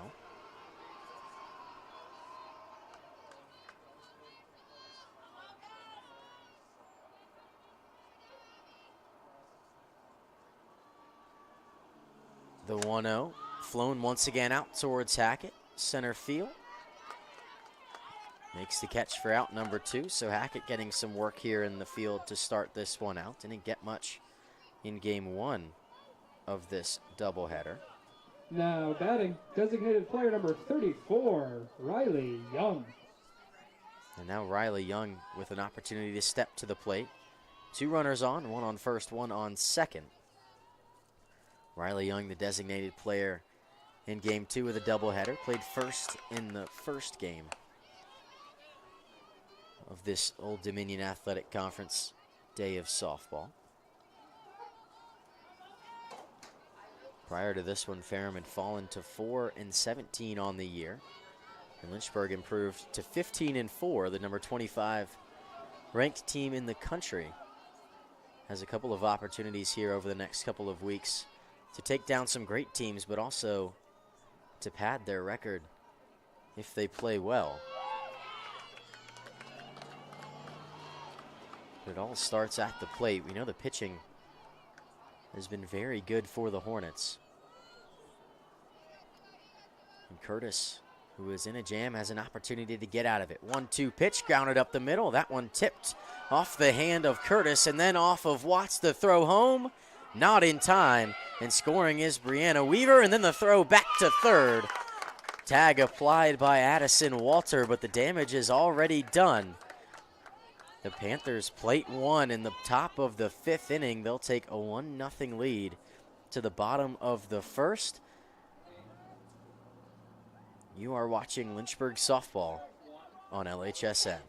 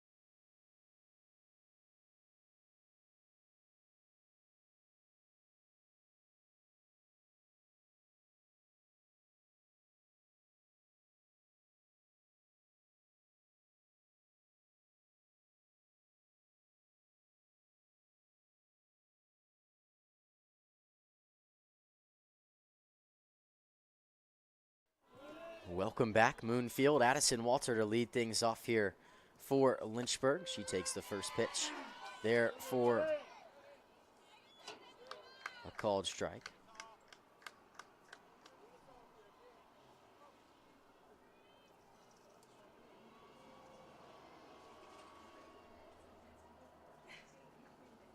Oh, 1. Walter takes it in the dirt. Addison Walter on the year, batting .286, making her 15th start here in Game 2 of this doubleheader.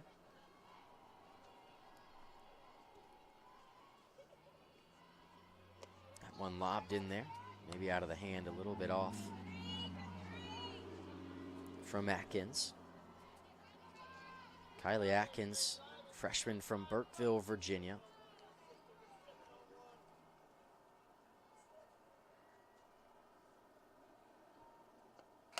That one fouled back. It was a good pitch to hit there for Walter, but spoils it back into the netting.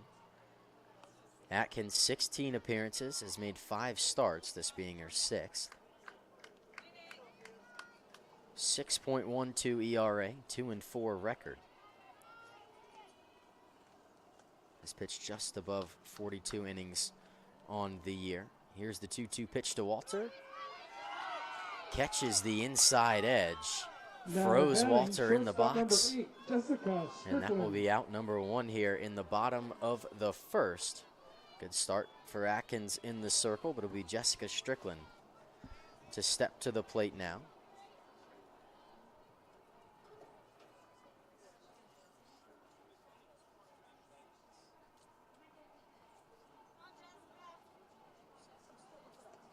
First pitch. Strickland lays off one that rises up a bit too much to the freshman.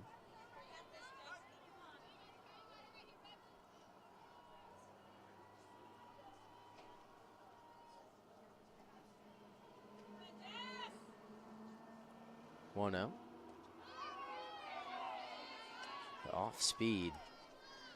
Atkins very comfortable throwing that off speed pitch, but that one hangs just a bit too much in the center of the strike zone. This Lynchburg lineup could take advantage. Needs to mix up those off speeds with the faster pitches, just like she did there. Keep the Lynchburg batters off balance. You obviously have your guess of what's going to be thrown next, but when someone's so comfortable with the off speed, it makes that always a little bit tougher. 1-2. Atkins to Strickland on the outside edge, and another strike three looking. Atkins picks up 2 strikeouts in her first 2 batters, and neither could take their bat off their shoulder. Now batting second base number 7, Sarah Watts. And now it'll be Sarah Watts to step to the plate. Gave Lynchburg that insurance run in the 6th inning of the first game today with a towering home run that was controversially down the line.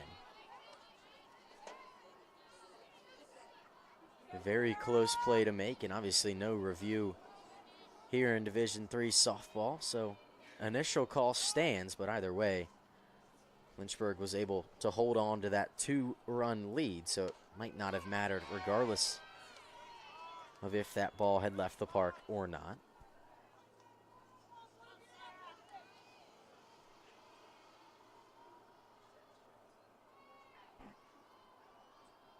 Watts has 5 home runs on the year. 1-1 pitch to her off the outside edge. Works that faster pitch away from Watts. Maybe trying to get her to chase on the outside edge. Someone with a lot of power, you don't really want to give the opportunity to turn on one, especially downwind. Here's the 2-1, off speed, ripped out towards center field, chasing Bartrug back, and right on cue, Sarah Watts, her second bomb of the day. She starts the scoring for Lynchburg in game number 2, and we are all even at 1.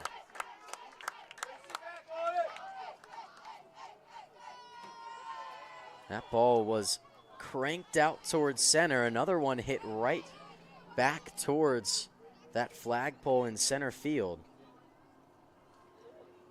And as I mentioned before that at-bat, that off-speed pitch can be a very dangerous thing against hitters, but as soon as you hang one in the zone for a bit too long, these Lynchburg hitters have the ability to take advantage of it, and who better to show that example than Sarah Watts, who drops the 6th bomb of the year. And this one off the end of the bat from Hackett out towards shallow center field. And a great play from Michaels stretching back into the outfield for out number 3. But Sarah Watts gets things tied up at 1 with a run of her own. Second home run of the doubleheader, and we will head to the top of the 2nd inning. Tie game at 1 from Moon Field.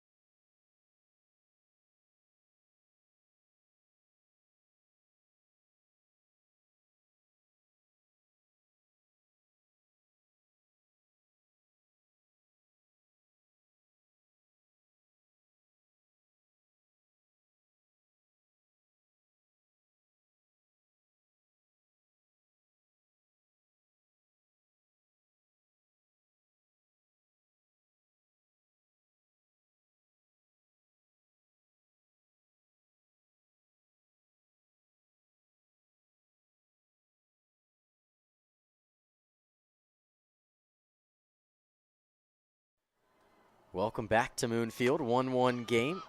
This one popped right back up towards Logan Curtis, who can't make the play. It was always a tough one.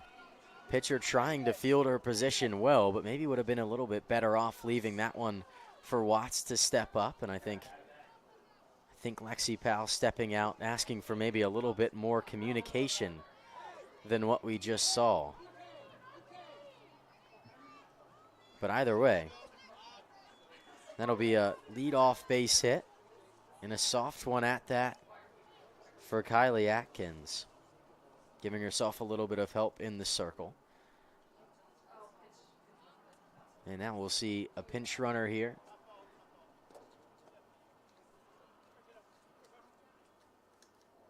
Looks like number 4, Jaden Smith. Fans, turn your attention to first base. Right now, pinch running for Ferrum is number 4, Jaden Smith.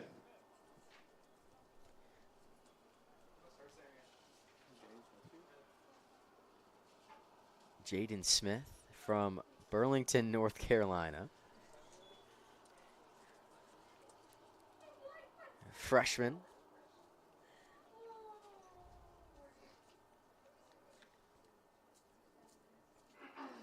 Has not had an at-bat thus far this year, but has scored 2 runs, so obviously comfortable in that pinch running position. Carson Hogston now to step to the plate. Right fielder number 18, Carson Hogston. Hogston on the year, batting .205, shows bunt, rises up from Curtis a bit too much, but Powell does well to stay in front of it. That one will make the count 1-0.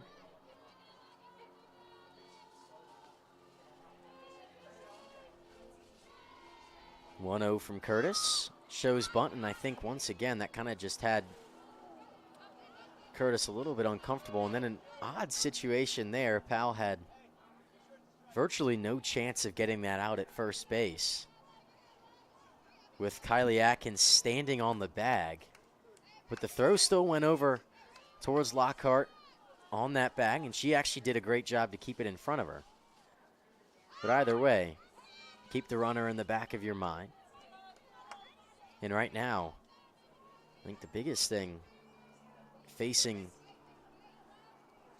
Logan Curtis in the circle right now is trying not to give up that bunt, letting it go low and away. Not trying to jam it, lets that one get away, and either way, it's ball 4 and no further advance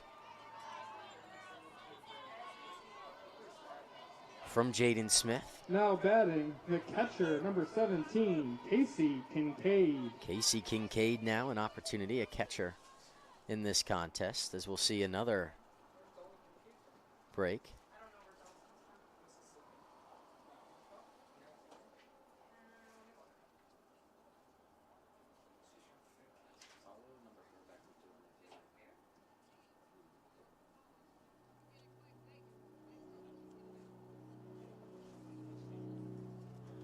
Another break here for Coach Freeman to talk to the base running staff out there for Ferrum.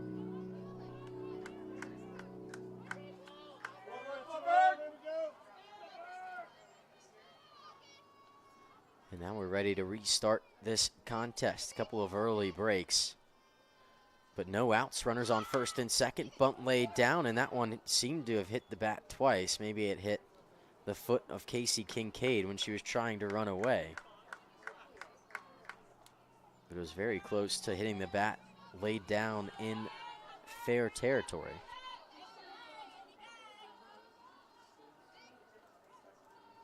(0-1). Curtis on the way, popped up the bunt. Walter in, throw back to first, in time. The throw to second, in time.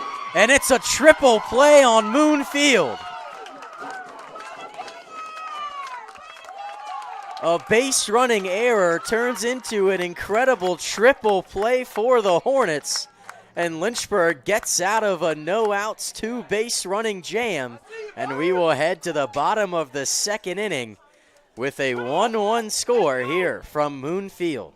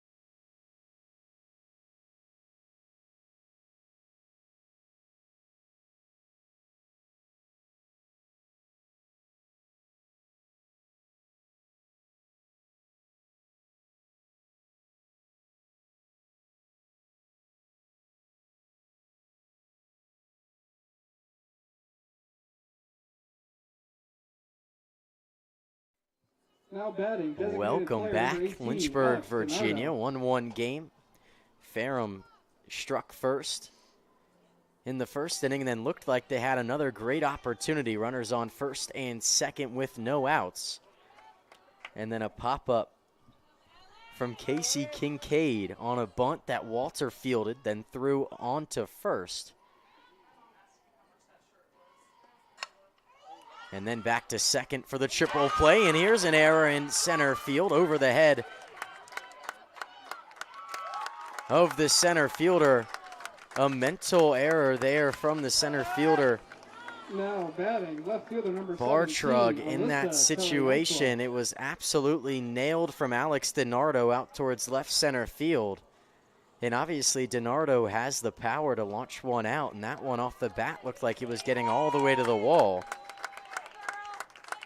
But either way, that mental error could go a long way Pinch running for Lynchburg at second. for Lynchburg to take something. Number 13, Caitlin Regan. Leanna Bartrug out there in center.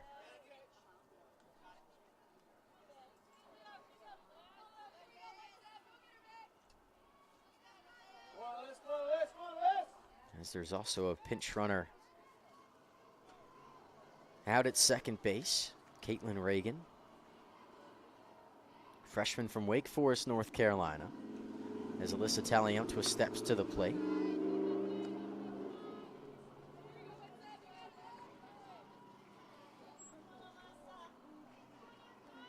DiNardo, a leadoff double in the bottom of the second. Great opportunity here for Lynchburg to grab that lead. Teleyanqua lays off one on the outside edge. Called strike one, even things up.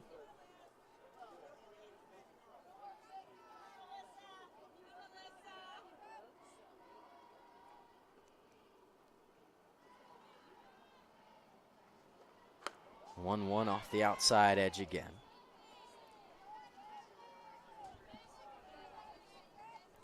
Not a comfortable spot here for Kylie Atkins.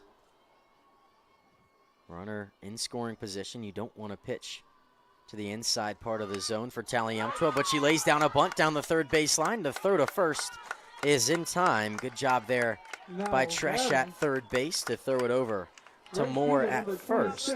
Bree Hodges. They move that runner over to third base where Caitlin Reagan stands, and now Bree Hodges will step to the plate.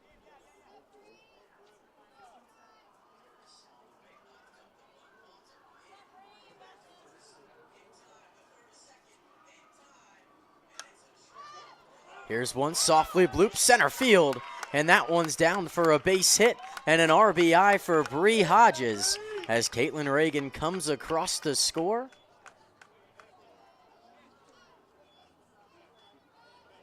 And Lynchburg will retake the lead. It's 2-1. Now batting, first base, number 27, Abby Lockhart. Abby Lockhart now at the plate. This one flown out center field. There to make the catch is Bartrug. Now that one just the second out of the inning.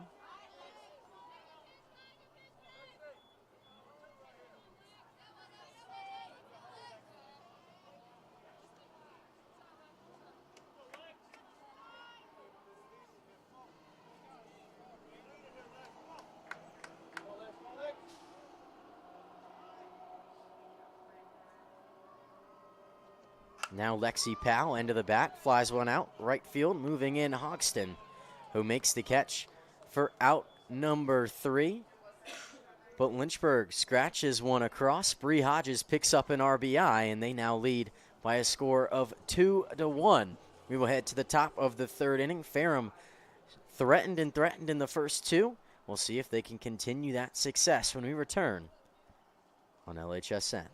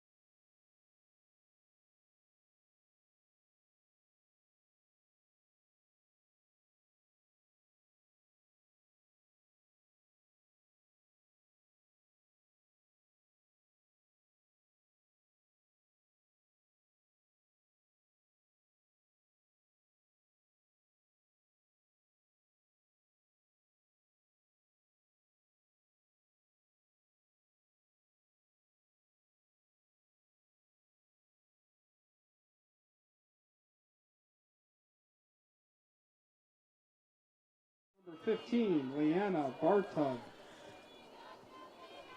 Welcome back. Lynchburg, Virginia, 2-1 lead for the Hornets as we head into the top of the third.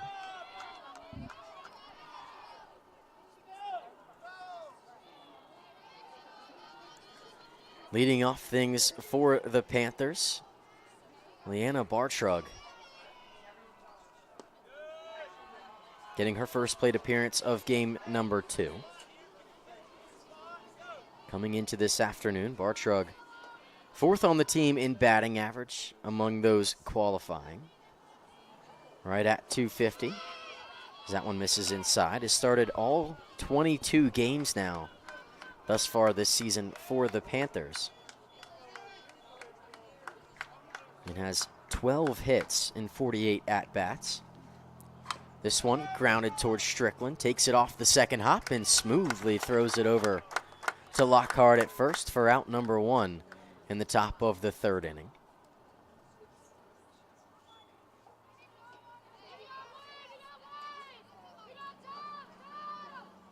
Now stepping to the plate, the leadoff batter. Number 5, Brianna Weaver.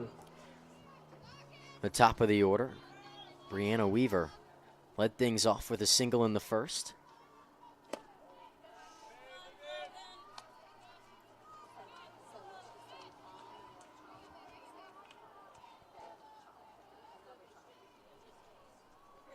She's ahead 1-0 here to Curtis, who settled in just a little bit. This one grounded sharply over towards Lockhart, but makes a smooth play and turns, steps on the bag herself. And now Lexi Bennett stepping to the plate, number 6, playing out in left field today for Ferrum, who at 4-17 on the year is looking for a big win against a ranked Lynchburg team. Lynchburg 15-4. Improved to 3-0 in the conference after their win earlier this afternoon. Ferrum dropped to 2-3. Lynchburg, after this one, will have not too long of a wait before they play their next doubleheader. It'll just be tomorrow here on Moonfield against Bridgewater. 2-0. Curtis gets that one across.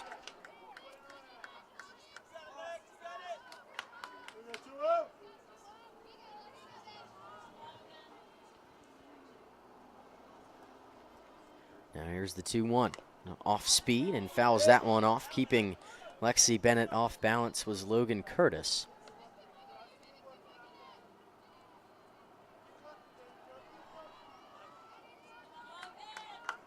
Done a good job mixing up the pitches to this point in the circle for Lynchburg. 2-2. Off speed, sharply grounded towards Strickland. Fields it on the hop, throws it onto Lockhart in time for out number 3. In a quick 1-2-3 inning for the Hornets and Logan Curtis in the circle. And we will head to the bottom of the third. Lynchburg will look to extend their 2-1 lead when we return to this ODAC softball doubleheader on LHSN.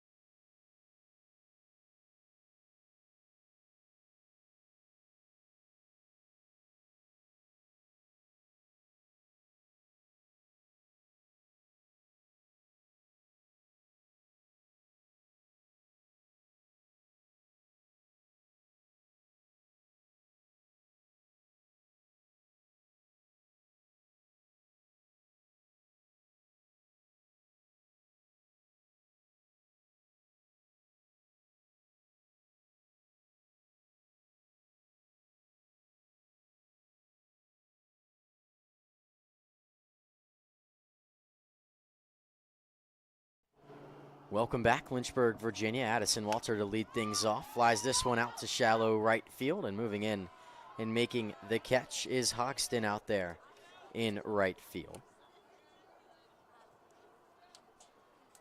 Walter swung at the first pitch she saw there after striking out number 8, in her first at-bat. Lines that one to right field, but now it's Jessica Strickland who also struck out looking.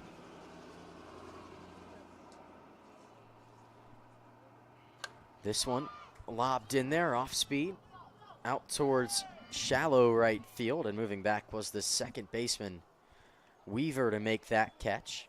Now batting second base number 7, Sarah Watts. It's an interesting pitch to try and hit, especially when it comes in there in a good spot. Off speed so much different than the fastball from Atkins in the circle. I think it kind of keeps these batters really off balance. But those who can adjust have hit the ball well, including the player at the plate right now, Sarah Watts, who waited for one of those off-speed pitches to be hung right in the middle of the zone and ripped it over the center field wall, which at the time knotted the game up at 1. That happening in the bottom of the first, her second home run of the day.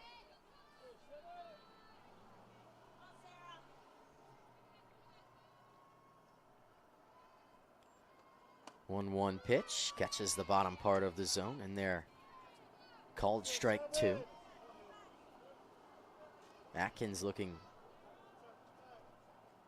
for a quick inning here to get her bats back up to the plate. 1-2 pitch. Swung, fouled back into the padding behind home plate.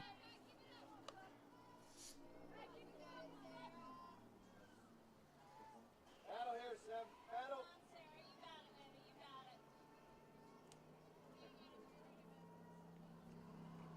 1-2 pitch once more. Inside, and that one got her. Sarah Watts takes that one off the leg, and Atkins gives a look over to Watts and apologizes. Now batting center fielder number 19. Taps her chest saying, "My Kaylee bad." Hackett. Her mistake there, but now Kaylee Hackett at the plate, an opportunity to maybe drive in another run. That wind still blowing pretty steady out towards center field. Last time Hackett came to the plate, popped one up to shallow left center. That one just catches the bottom part of the zone for Atkins.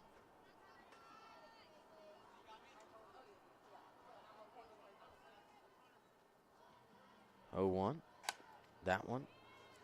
Check, tapped over to the right, and chasing over and stepping on the bag is Moore for out number 3. Lynchburg gets a base runner. Sarah Watts gets hit by a pitch. And we'll head to the top of the 4th inning here from Moon Field. 2-1 lead for the Hornets.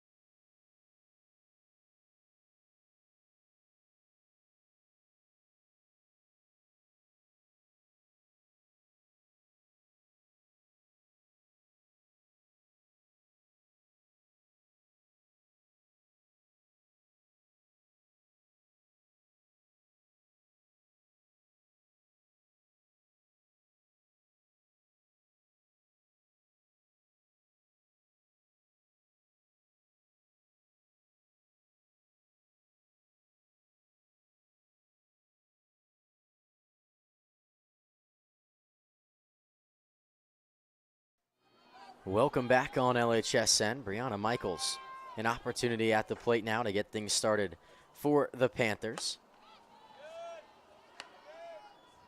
takes that first pitch for a ball. Michael's first time to the plate. Flew out towards Kaylee Hackett in center field. Lays off that one.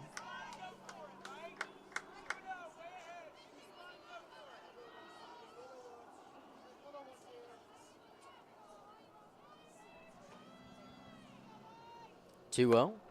Catches the outside edge. Good pitch there from Curtis.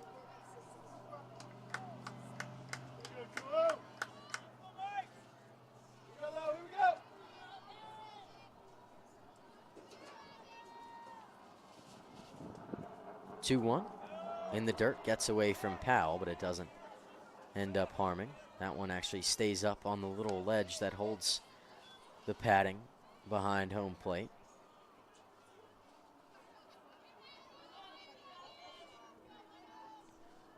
Three and one is the count. Curtis behind.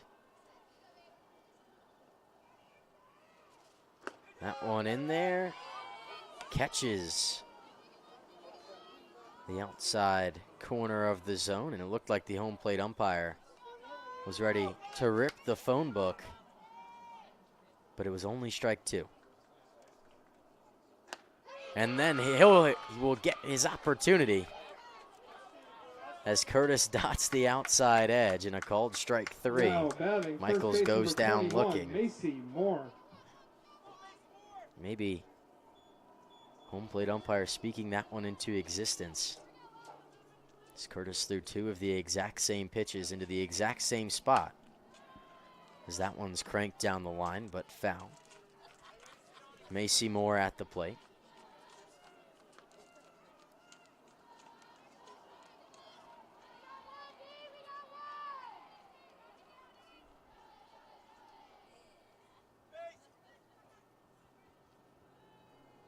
Oh, 1.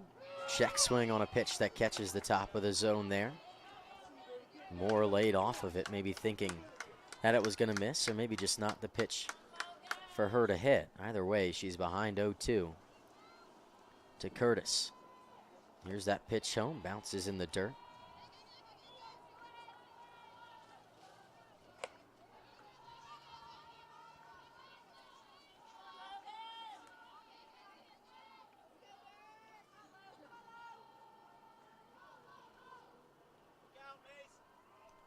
1-2, rises up a bit too much. Didn't get that one to drop back down into the top of the zone. Good fight here from Moore to even the count back up at 2. Off speed up again, runs the count full. Wind seems to have switched just a little bit. Started the day with it blowing across the field from left to right and then blowing straight out to center, and now it seems to be going the opposite way. Here's one popped up, shallow right center, and it's Sarah Watts ranging 2 steps back into the outfield to make the catch for out number 2. But that wind now pushing it from right to left across the outfield.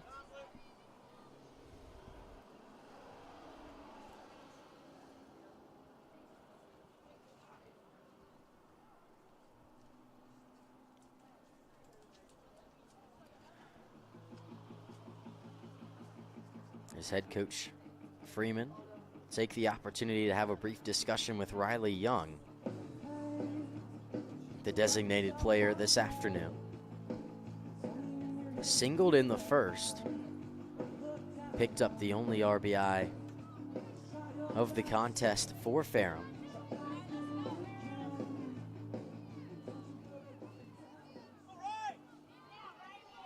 Maybe an opportunity to get things started. Kylie Atkins on deck, also singled in her first time up. Here's one ripped, and that one's going to drop right in front of Taliumptua for a single for Riley Young.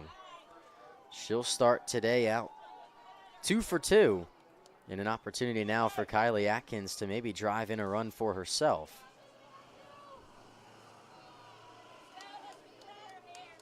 This is the part of the order that got on base, got a couple of good opportunities in scoring position to maybe scratch across a run, but couldn't end up doing it, with the triple play ending any threat that the Panthers had placed on the Hornets.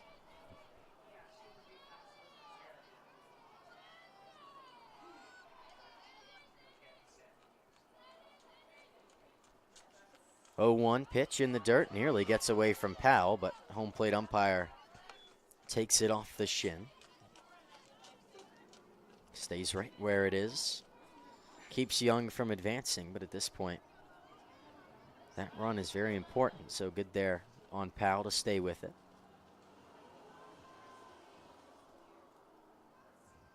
1-1. Grounded. Walter Fields throws on to first, and fielding it about ankle height was Lockhart for out number 3 here in the top of the 4th inning. Riley Young gets a base knock, but they can't advance her into scoring position. We will head to the bottom of the 4th inning. Lynchburg stepping back up to the plate when we return on LHSN.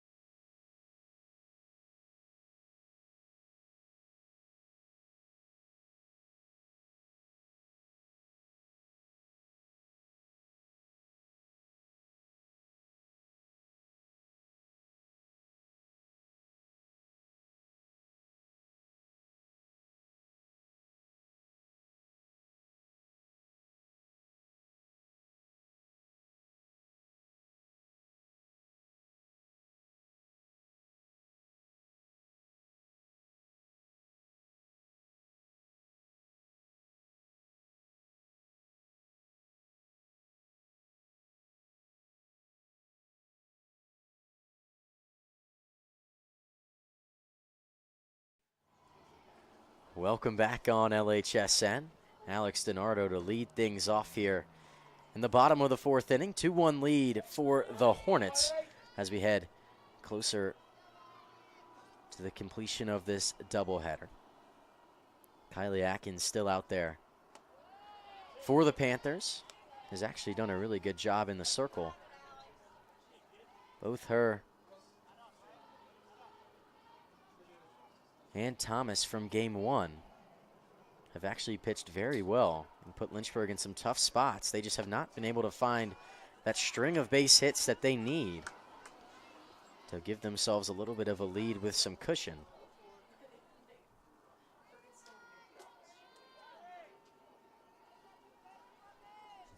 These 2 road games for Ferrum start what ends up being an 8-game road trip that also will just end up as 4 days, with those all being double headers.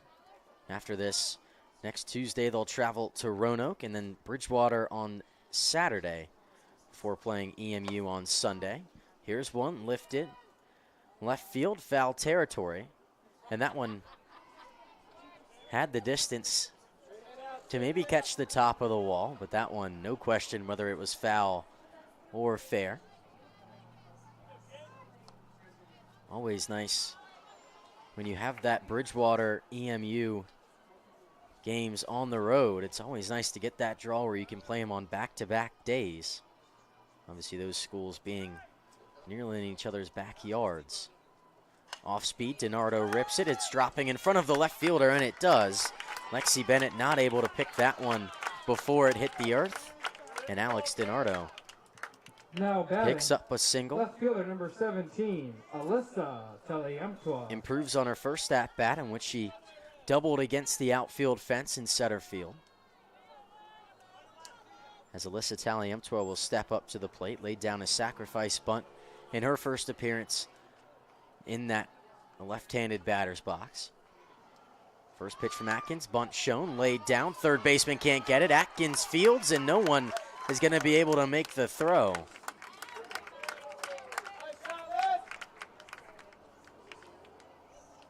That one was softly hit, and charging it was the third baseman Tresh, but was not able to get all the way down to pick that ball off the infield dirt. If she had, it would have been an easy play over to first, but now a little bit of trouble for the Panthers. No outs. Runner in scoring position is Alex DiNardo. And standing on first, Alyssa Taliemtua with Bree Hodges at the plate. First pitch, bunt shown. That one tapped foul behind her.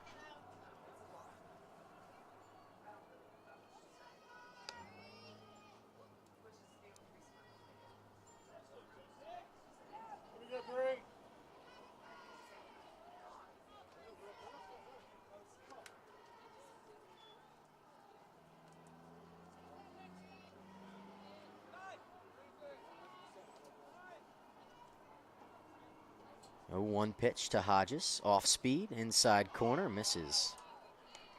Just off the inside edge. Hodges takes the signs from head coach Don Simmons down the third baseline. Here's the 1-1. That one rises up. Tries to dot it in there on the outside edge, or maybe tried to get Hodges to chase, thinking that she was ready to rip one into the outfield, but has fallen behind now 2-1 in the count. Here's that pitch home from Atkins. Inside, in on the feet of Hodges. Backs her off the plate just a little bit, but either way, that one misses low and inside, and now brings the count to 3-1. Kylie Atkins in danger of walking the bases loaded here with no outs. 3-1 pitch, off speed, drops in there and catches the outside corner of the plate. Always a good thing when you can have confidence on that off-speed pitch that you can dot it on the outside edge.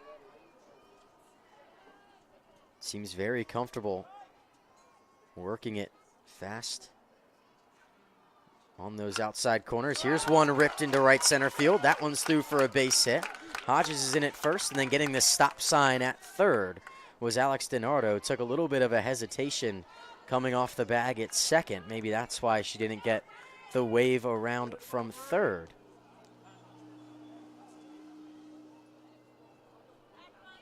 But now it looks like we might get a change here for Ferrum, if not just a discussion between Coach Freeman and the infield.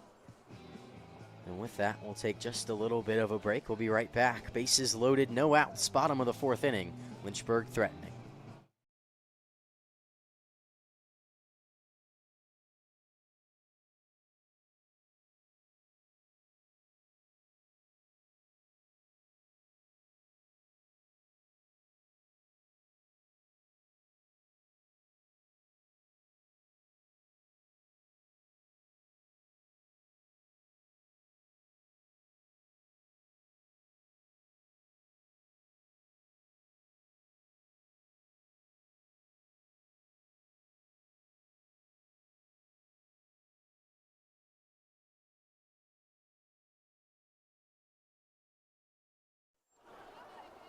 Welcome back, LHSN. No outs here in the bottom of the fourth inning, but Lynchburg threatening.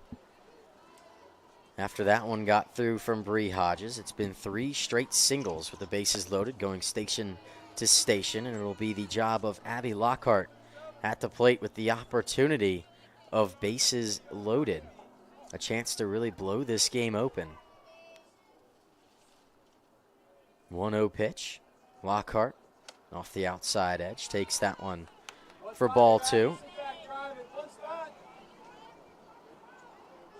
Kylie Atkins struggling just a little bit to locate on the inside part of the plate. Maybe trying to get a couple of pop-ups as well, trying to keep the ball in play.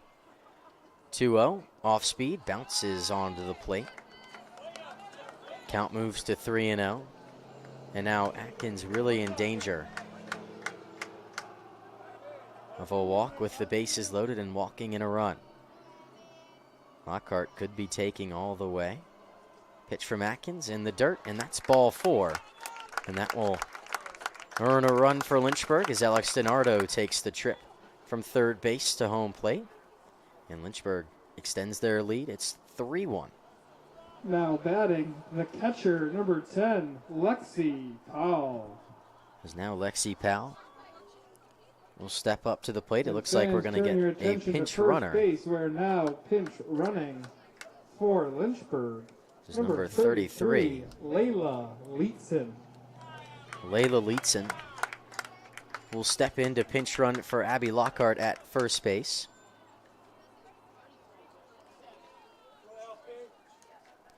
Leetzen, freshman, Centerville, Virginia.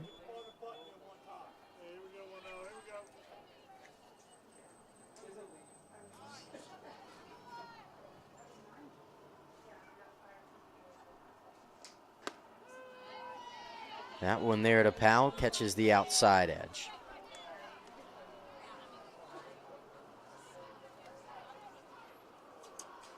It's interesting, Powell as that switch hitter has the opportunity to hit from both sides of the plate. Has chosen to hit right-handed here in this at-bat. Initially started the day out with that slap motion from the left side, but obviously this is the time where you want to try and hit one hard. 1-1. Off speed, big swing, and fouled back into the padding behind home plate.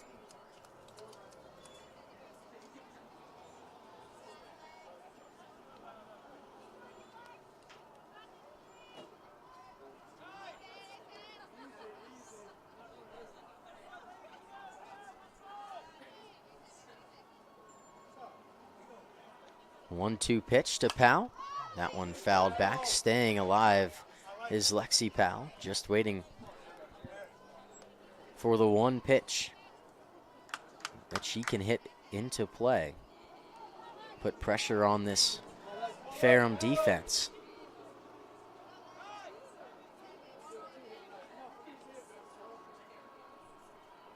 One-two, inside edge.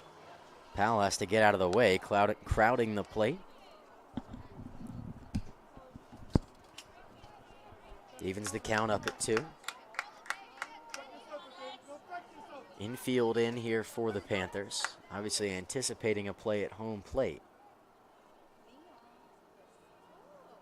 2-2, slapped back up the middle. Here's that play at home plate. Force is applied. Taliamptua out on a good play from Atkins in the circle to just pitch it behind home plate to Casey Kincaid.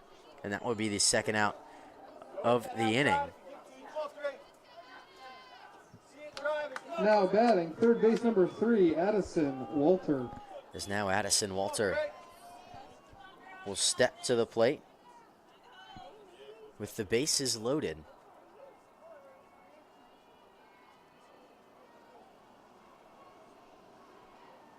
First pitch home. Off speed, off the end of the bat. That one floated the other way over the head of Moore at first. One run already in. The second one is going to come in as well. The throw got a little bit away from Kincaid, and sliding under it was Layla Leetzen. And Lynchburg extends their lead. It's 5-1 Hornets.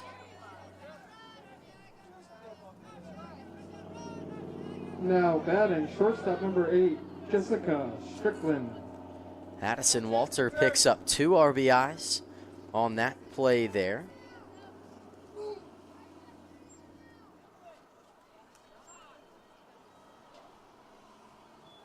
On the year, that brings her total up to 5 RBIs as Jessica Strickland was slated to step to the plate. Number 12, Zoe Elliott. But it will actually be Zoe Elliott from Delmar, Delaware, a freshman with the opportunity to step to the plate. Hasn't gotten a ton of opportunities in the batter's box, only 6 to this point, but 1 for 6 in her young Lynchburg softball career. Here's one, popped up, shallow left field. Ranging in is Bennett, makes the catch, and tagging and coming home is Lexi Powell. And she is in there safely as Lynchburg brings that lead to 6-1.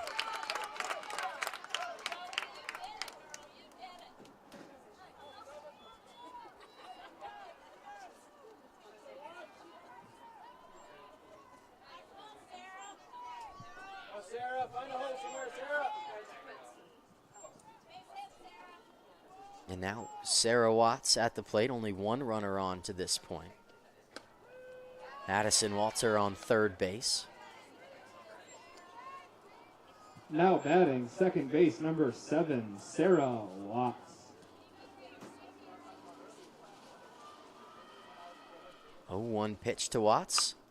Line the other way and right into the glove of Macy Moore at first base. But 4 runs come across in the bottom of the 4th inning, which extends that lead to 6-1. We'll head to the top of the 5th to see how the Panthers respond.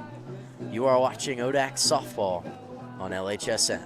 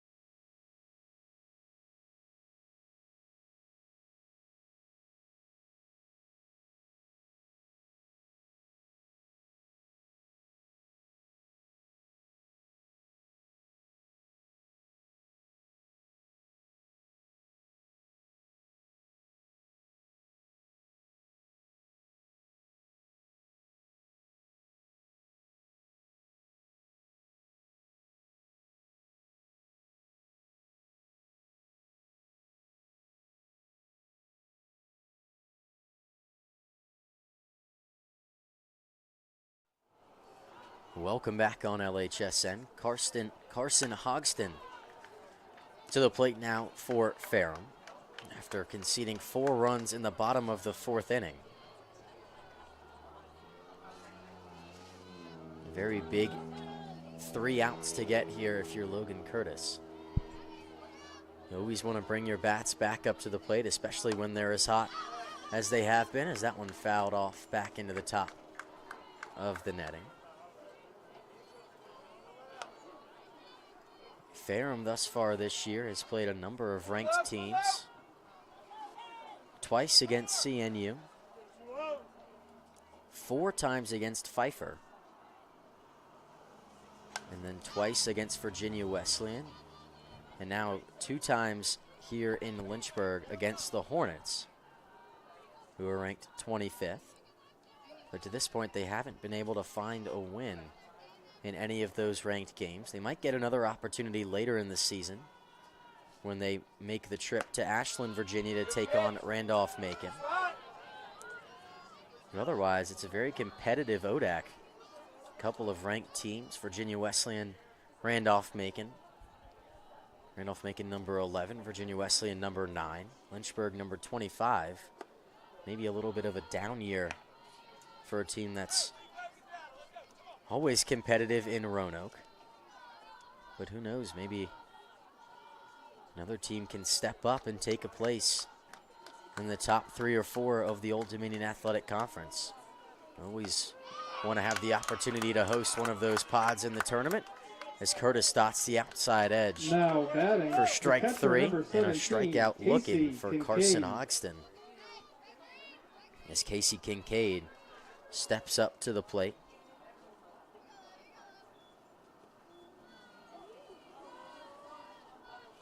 First pitch from Curtis, fouled back into the netting, gets a couple of flinches behind home plate. Other fans sitting in the newly renovated bleacher seating right in front of our press box. 0-1. Off speed, outside edge, strike two.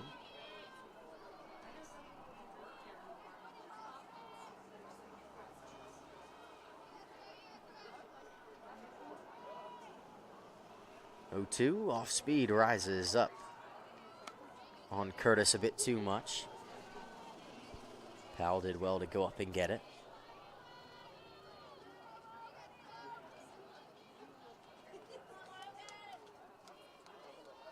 Now the 1-2. Popped back foul into the netting behind home plate for Casey Kincaid. Her only trip to the plate in this contest was a bunt attempt that was popped up and then caught by Walter, which triggered a triple play for the Hornets. 1-2. Inside edge, dropped a bit too much for Curtis. Evens the count up at 2.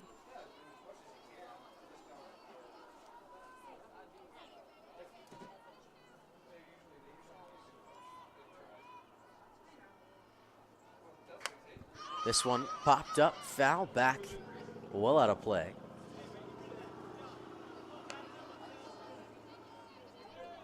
It'll be a tough one to find for the Volunteers, helping to retrieve the foul balls in this contest. Two members of the Lynchburg women's golf team. Emily Brubaker, Emily Erickson.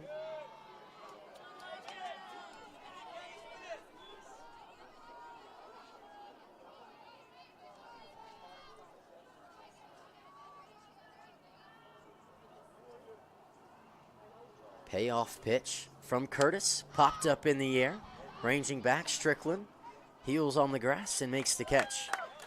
For the second out here in the top of the 5th, a good at-bat there from Casey Kincaid, but in the end it comes to nothing. Now batting, center fielder number 15, Leanna Bartrug. As Leanna Bartrug now steps to the plate, 2 outs, top 5.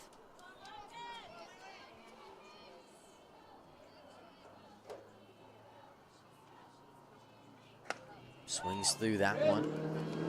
Bartrug, first time up, grounded out to Strickland.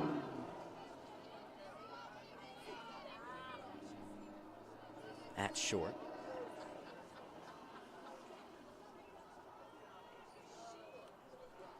Oh, 0-1, Curtis, pop back foul, and quickly 0-2.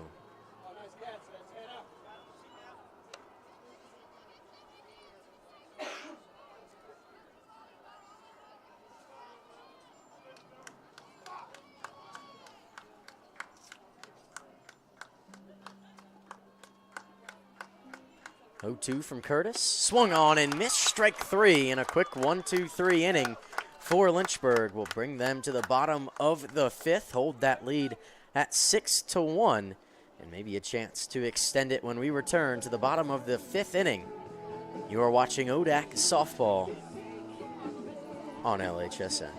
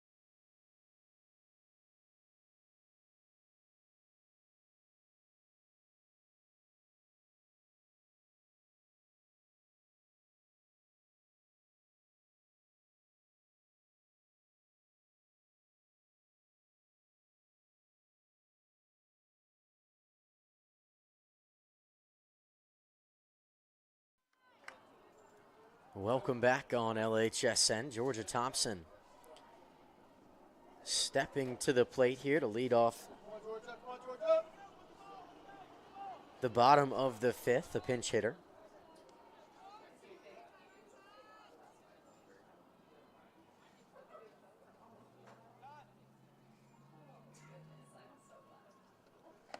First pitch off the outside edge.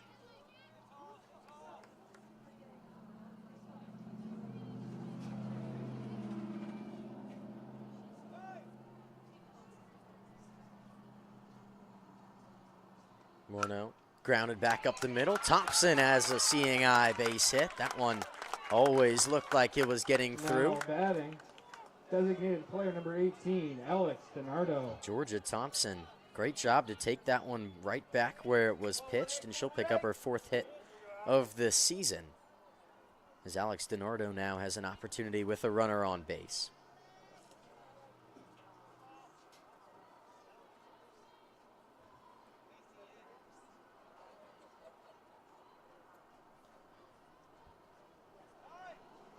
Atkins to DiNardo. That one off the glove of the third baseman. The throw to first, not in time. DiNardo did great to beat that one out. And a tough play for Tresh at third, and Michaels at short made a great recovery off of the bounce off of the glove. Left fielder number 17, to make the throw to first base, but DiNardo was quick enough to get there, and now two runners on with Alyssa Taliumtua standing at the plate.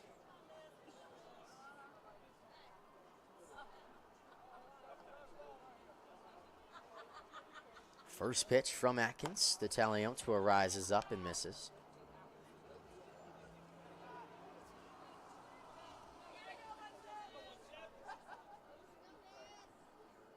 Bats have come to life here for Lynchburg in the last two innings.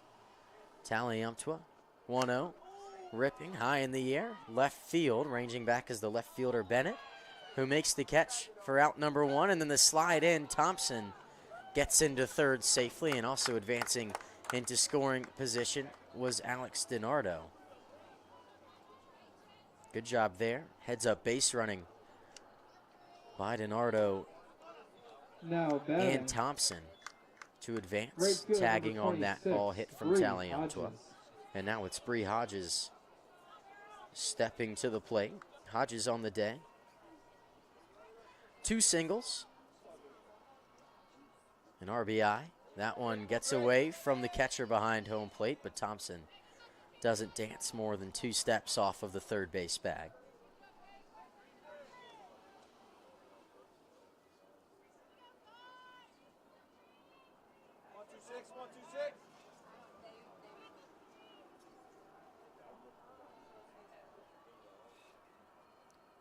One-0. Atkins, Hodges, right field. That one slicing towards the out of play. And that one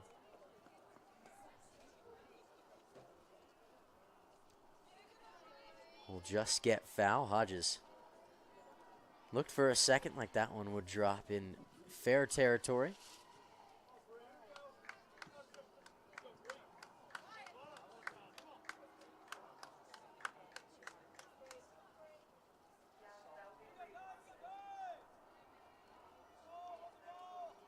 One from Atkins.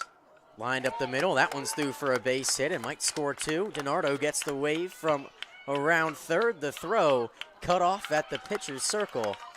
And two runs come across, and Bree Hodges picks up another RBI and make that two of them.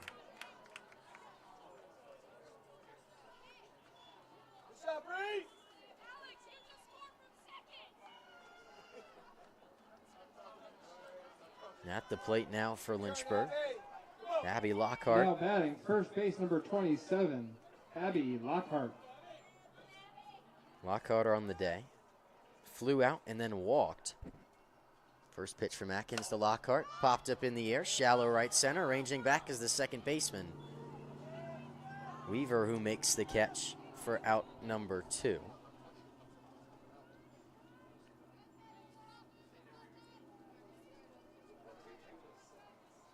As it looks like we'll see a pinch hitter for Lynchburg.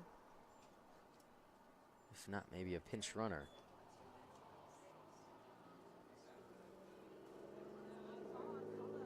Will actually be a pinch hitter.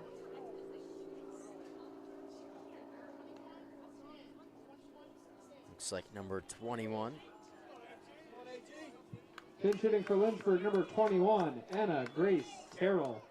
Anna Grace Terrell into the game. Left-handed bat.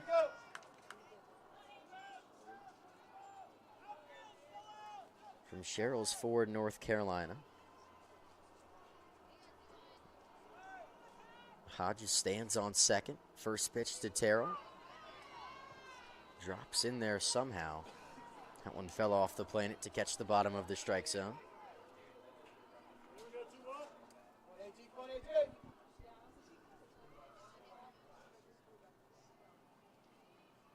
0-1, grounded up the middle.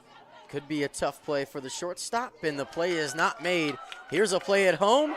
Hodges is safe, and that will do it. Bree Hodges comes all the way from second, and an error on the first baseman, Macy Moore, puts the final strike in what will end up being a mercy-ruled win for the Hornets. Rule here in game 2 as Lynchburg takes down Ferrum. Thanks for coming out to Aubrey R. Moon. Lynchburg improves to 16-4 on the season, 4-0 in the conference, and the number 25 team in the country will be right back here on Moon Field tomorrow against Bridgewater. For everyone here from the LHS staff, myself, and everyone else up in the press box, we thank you for watching, and we hope to see you on another LHSN broadcast tomorrow when Lynchburg takes on Bridgewater.